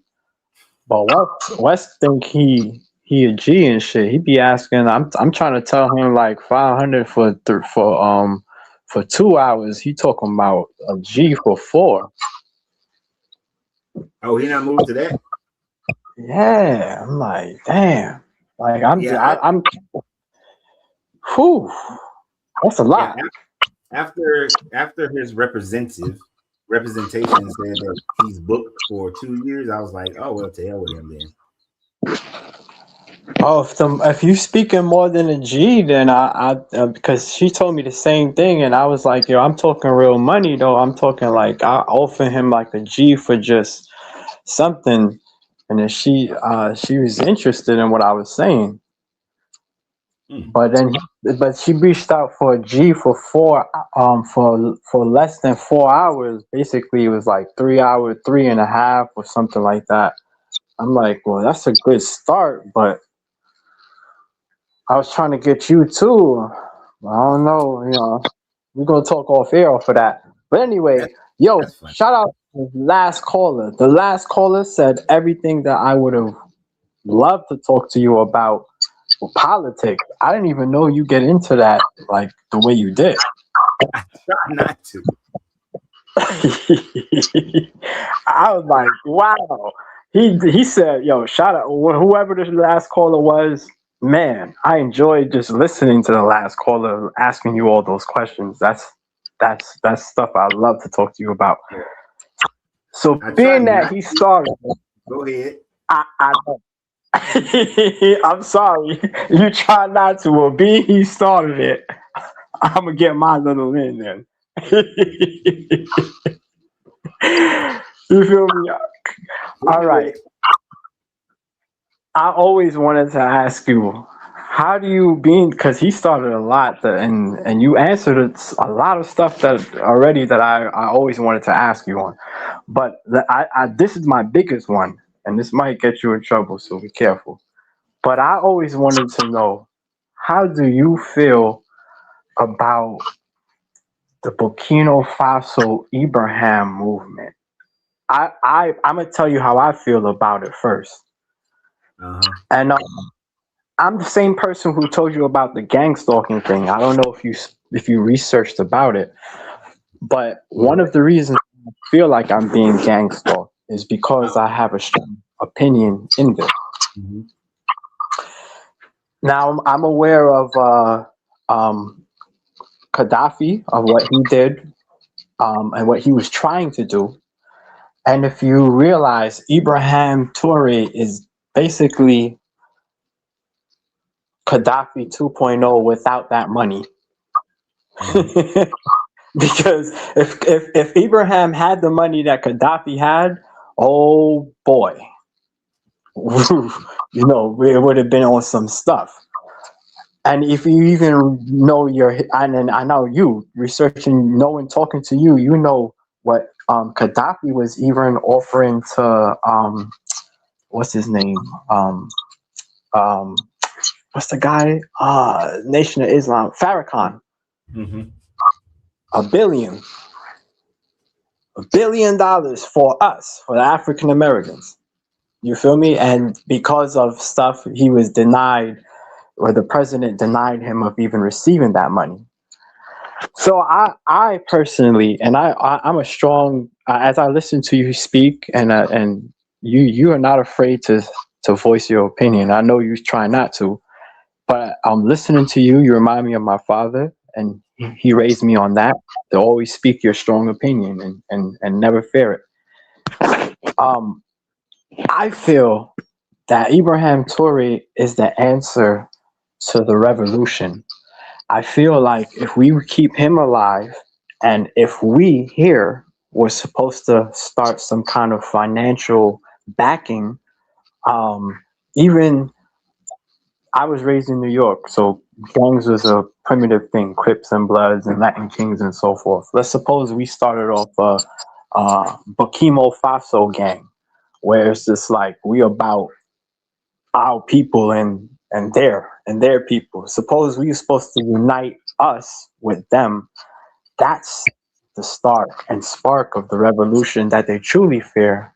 And I feel like that's why Trump was doing what he's doing here with immigration, because he has to start to separate the people here because he realized what's happening there. And once what's happening there, once we keep alive what's happening there, that's the real revolution there. And if we were supposed to ever connect us with them, the real revolution begins without stopping.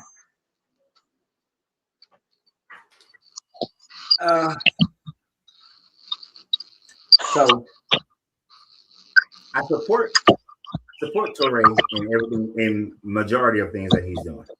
I ain't gonna say I can't say everything, but the majority of things that he's doing, I'm in support of it. And I love the fact, I don't like that they keep trying to assassinate him, but I do like the fact that he keeps on stopping their assassinations of him.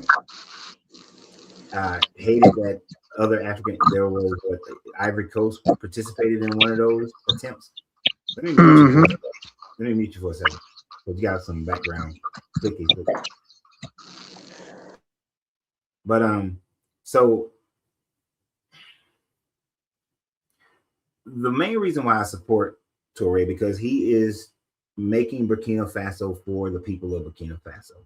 He's demonstrating how African nations doesn't have to stand on the shoulders of their former colonizers, right? And that's a good thing, because the more and more he demonstrates this, then you're going to see other countries follow the same mentality. You saw the president of Senegal, the president of Ghana, the president of Rwanda start moving in those directions, as well as to separate themselves and be self-determining. So I love that about Touré, and he's just doing it on a more he's not being as nice about it. Now, as far as American Black people connecting to him, now I don't like Gaddafi. Let me tell you right off that. Gaddafi may have some good ideas and whatnot, but Gaddafi was still allowing for the trans-Sahara slave trade in his country. So for all the good of Gaddafi, Gaddafi can kick rocks, as far as I'm concerned. But I do understand the concept that Gaddafi was saying, a monetary system just that's based on all the African countries being united. In that, I just think great idea, wrong person to promote that idea with him. And things were going to have an Islamic spin to it as well. So great idea, wrong person. That's why I think people like President Kagame of Rwanda would be one of the best person to step into those shoes. They are still working on solidifying the East African Federation, which I hope they hurry up and get that done, because that will give them a larger power base to stand up against colonialism. But Burkina Faso is showing that you can do it even on a small level. President of Ghana is building their own gold reserves so that they can stand their money up on a strong, they can build their economy. And Burkina Faso has to start doing that as well. 80% of their economy is based on their gold mining. They need to start maintaining that gold themselves and selling it at market prices. And I know he's moving in, he's either have already moved in that direction or he's moving in that direction. So I support him tremendously.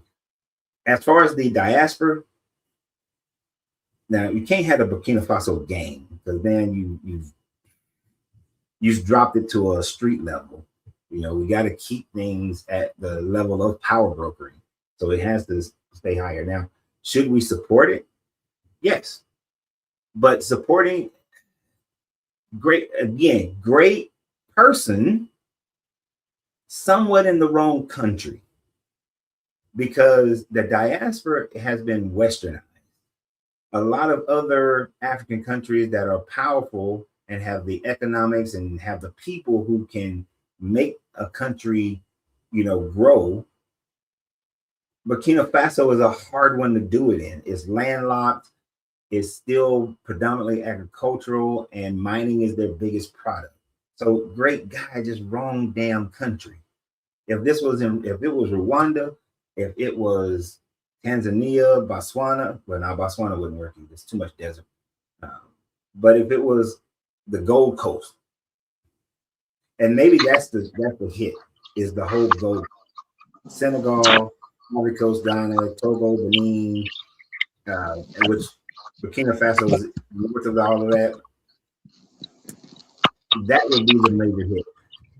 I just wish he was stop making all that noise. Just, I wish he was in a different country doing what he's doing. But I do agree that the diaspora, if we were able to get together, and it doesn't mean that we have to fully agree on everything, but really concentrate our efforts on bases of operations here in the Americas, as well as, and that base of operation being in support of the growing African countries, that it will start to make a huge change in how world politics are conducted.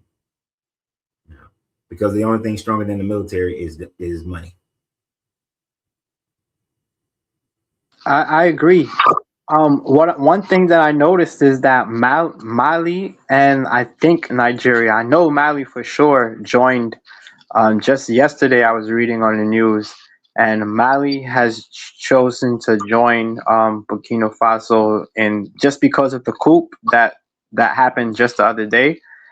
The people revolt, joined up, and then Mali and two other countries or places joined up with him because they see how many times the coup is happening, especially from Western help, and so they decided to join forces, which is one of the pictures I shared on my Facebook. Gaddafi was wearing a shirt before he was assassinated, showing a picture of all of them, kind of them being united. Okay. And that's what I see. That's what I'm trying to say, that it's kind of crazy. I remember when Gaddafi was alive, I was speaking to my father about the whole situation, and I was just saying, I was like, damn, what he's doing for everything, he's the key. Like, I know they're gonna take him out. And I remember, if you look on YouTube, it's in English now, you could see his last speech in the UN, and what he was saying to his people. It was so heartfelt what he was saying that I feel like Ibrahim must have heard that speech himself, and is basically picking up from where Gaddafi would have left off, but without that money. Because Gaddafi was doing tremendous things with the money, with his city. He was saying free education, free college. If you went off and you was from Liberia, he was going to give you $2,000 if you got married. Like, he was doing a lot of stuff, and that's why I even say he even offered us $1 billion, $1 billion but he was offering it to Louis Farrakhan for us to even get situated, because he even realized, that's what I'm trying to say, he realized that we could do things here, but you need us here also. And that's what I'm saying, that we know, they know. They even look at what he did. He banned the passports from the US. I don't blame him, because if you stop us from coming in, that means us that's trying to take you over from the coup. The hell, you know what I'm saying? I agree with that. But I'm saying, so he's right.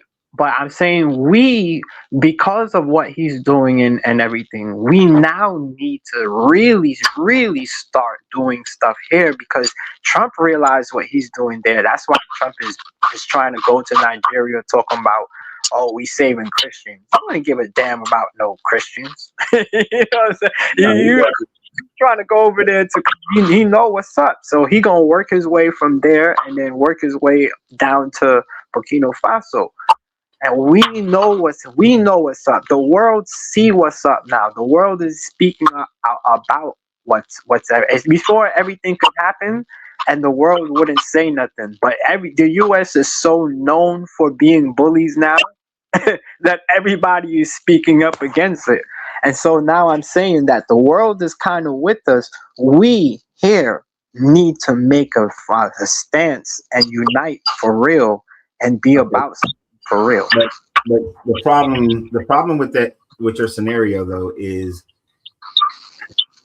them giving money to Louis Farrakhan is not going to move the needle. Louis Farrakhan had his Million Man March, so it created this idea that he would be able to lead Black people in America. He can't. He's No, not. not. So because it's religious based, you would have to either have a combination of a major Christian player and a major Islamic player in America, and even now a major non-religious player would have to come together in order to move the needle in America and make it a non-religious situation. And Libya just wasn't going to work by doing that. Now, I didn't know about this merger, but you have made one of my prophecies seem like it came true now, because I was saying years ago that if the East African Federation is formed, you're going to see other African countries come together and form alliances as well, and possibly reform into one nation, So, and they'll, at the end of the day, Sub-Saharan Africa will be broken up into about 4 or 5 major groups instead of the individual countries. So I find it interesting that Mali, Niger, and Burkina Faso has joined together in this. And if they can get the rest of, I don't know if you're looking at the map that I put up here, if they start getting that whole African West Coast to join in with Benin, Togo, Ghana, the Cote d'Ivoire, Liberia, you're going to, then that would see, that's the kind of, those are the countries that would need to join in with what they've done thus far, because in those countries, especially Ghana and the Ivory Coast, that is what would get the attention of the diaspora, because those are places that the diaspora is saying, I would go live, or I don't mind building in. Correct. No one I agree. trying to go to Mali and Niger and Burkina Faso right now. They say Kenya and Nigeria is into effects of also joining. And I think the main thing would be Kenya. If Kenya joins, that would be a big attraction. It would be an attraction. It would be. But not as big as Ghana and Ivory Coast. And a lot of Black people don't realize Togo and Benin would be an amazing place to go live or to build industry in. And of course, you want to get Senegal and Guinea and the Gambia. You want to get that whole region to follow suit. It'll help support also their military efforts. Right now, they are small military forces. All of them are. But it'll help. Right. If this East Africa, right now, Egypt is the largest military in Africa. If the East African Federation, once the East African Federation is solidified, that will then become the largest military in Africa. But also, it would have a huge economic power, especially with Tanzania and its port to the Indian Ocean. So that's, and they're booting out all the Western people. They booting out France. They booted out a lot of China. They booting out. They're reclaiming. They're finally reclaiming their stuff and producing it back to their stuff. Yeah. So, and that's like Senegal. They said that we're gonna hold our own reserves. Ghana is starting to hold their own reserves. So more and more of these countries start telling France, give us our reserve, our gold reserve back, or this. All right. To hell with y'all, we're just gonna rebuild our own. Then they'll become in a stronger financial position to actually build, and then they got to build their infrastructure.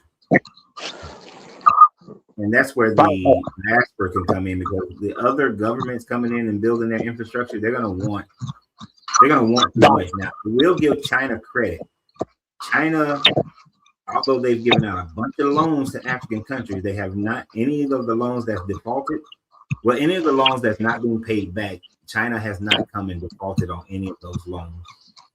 Right. Nor have they asked for government controls. They just trying to make money off of the infrastructure development that's going on in Africa. Right. So I ain't mad at China like some people are, because they're buying into American propaganda. I just think that's the main reason why Trump is doing what he's doing here now with the immigration stuff and everything, because he realized the unity that's happening there. So he's trying to disrupt stuff that's happening here. You know what I'm saying? Let's start a civil war here. Let's do something here because there's too much unity that's happening there. And then while we're causing disruption here, let's go and try to take over. You see what he did to Venezuela. And then like the last caller said, I found it interesting. Colombia called them out. I don't know if you saw that. Colombia called them out and said, pick on me. I don't know if that was a wise, you're dealing with a madman. I don't know if that was a wise decision to say. I understand the balls you wanted to have and but I don't know if Colombia might be right next on his target for even calling him out. Yeah, I mean, I did see. I saw that briefly this earlier today, right before I came on, but I didn't get a chance to really look at it because it was like being recorded. It was being recorded like what, yesterday or something like that. Yeah, yesterday. And I came across it briefly before I came on today, so I didn't really get a chance to dive into it a little bit.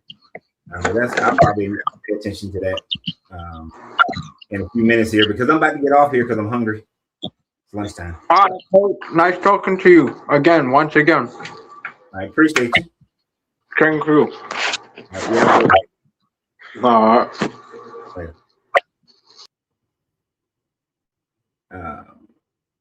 Interesting show today.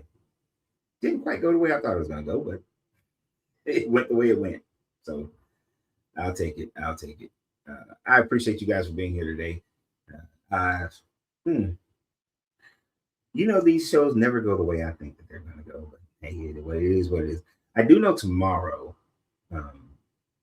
we're gonna talk about women being property in the Bible. And the fact that if you are a Christian and you support the Bible, then women should be viewed as property. And we're going to go over a lot of the information based on the Bible that shows that women are nothing more than property. So that's our conversation for tomorrow. And y'all know it's rare when I know what I'm going to talk about the next day. But I appreciate you guys. So actually, that damn furniture delivery might be here by now. They're supposed to be here by starting from 3 to something. But anyway, so yeah. So I appreciate you guys, and I look forward to our conversation tomorrow. I am in support of these monks walking for peace, and it's not because they're Buddhist or anything else. It's just the concept of peace. I think that everybody in the world deserves peace, that everybody should have the opportunity to live their life how they choose to live it, as long as it doesn't harm someone else's life. It seems that man has an issue with that. Man seems to have problems with people trying to live in peace, trying to live their own lives. Everybody wants to take. I got there were plenty of gifts that were given on TikTok today. I want to thank you guys for doing that. I try not to interrupt someone when they're talking, just to thank people for gifts. But if you didn't see, if you see me doing this or something like that, then I'm thanking you without interrupting whoever talking. So thank you guys for the gifts. Thank everybody who was subscription holders, subscribers, members, super chatters. I appreciate all of you guys tremendously. Keep subscribing, keep sharing. I should be able to produce a couple of videos today. Y'all know I got to eat lunch first, and then my wife gets home around 5:15 now that we've moved closer to where she works. So I try to get some videos out today. But y'all have a great day, and always remember, you have to free yourself to be yourself, because your greatness is non-negotiable. Good journey, good vibrations. And we clicking the buttons to end the stream.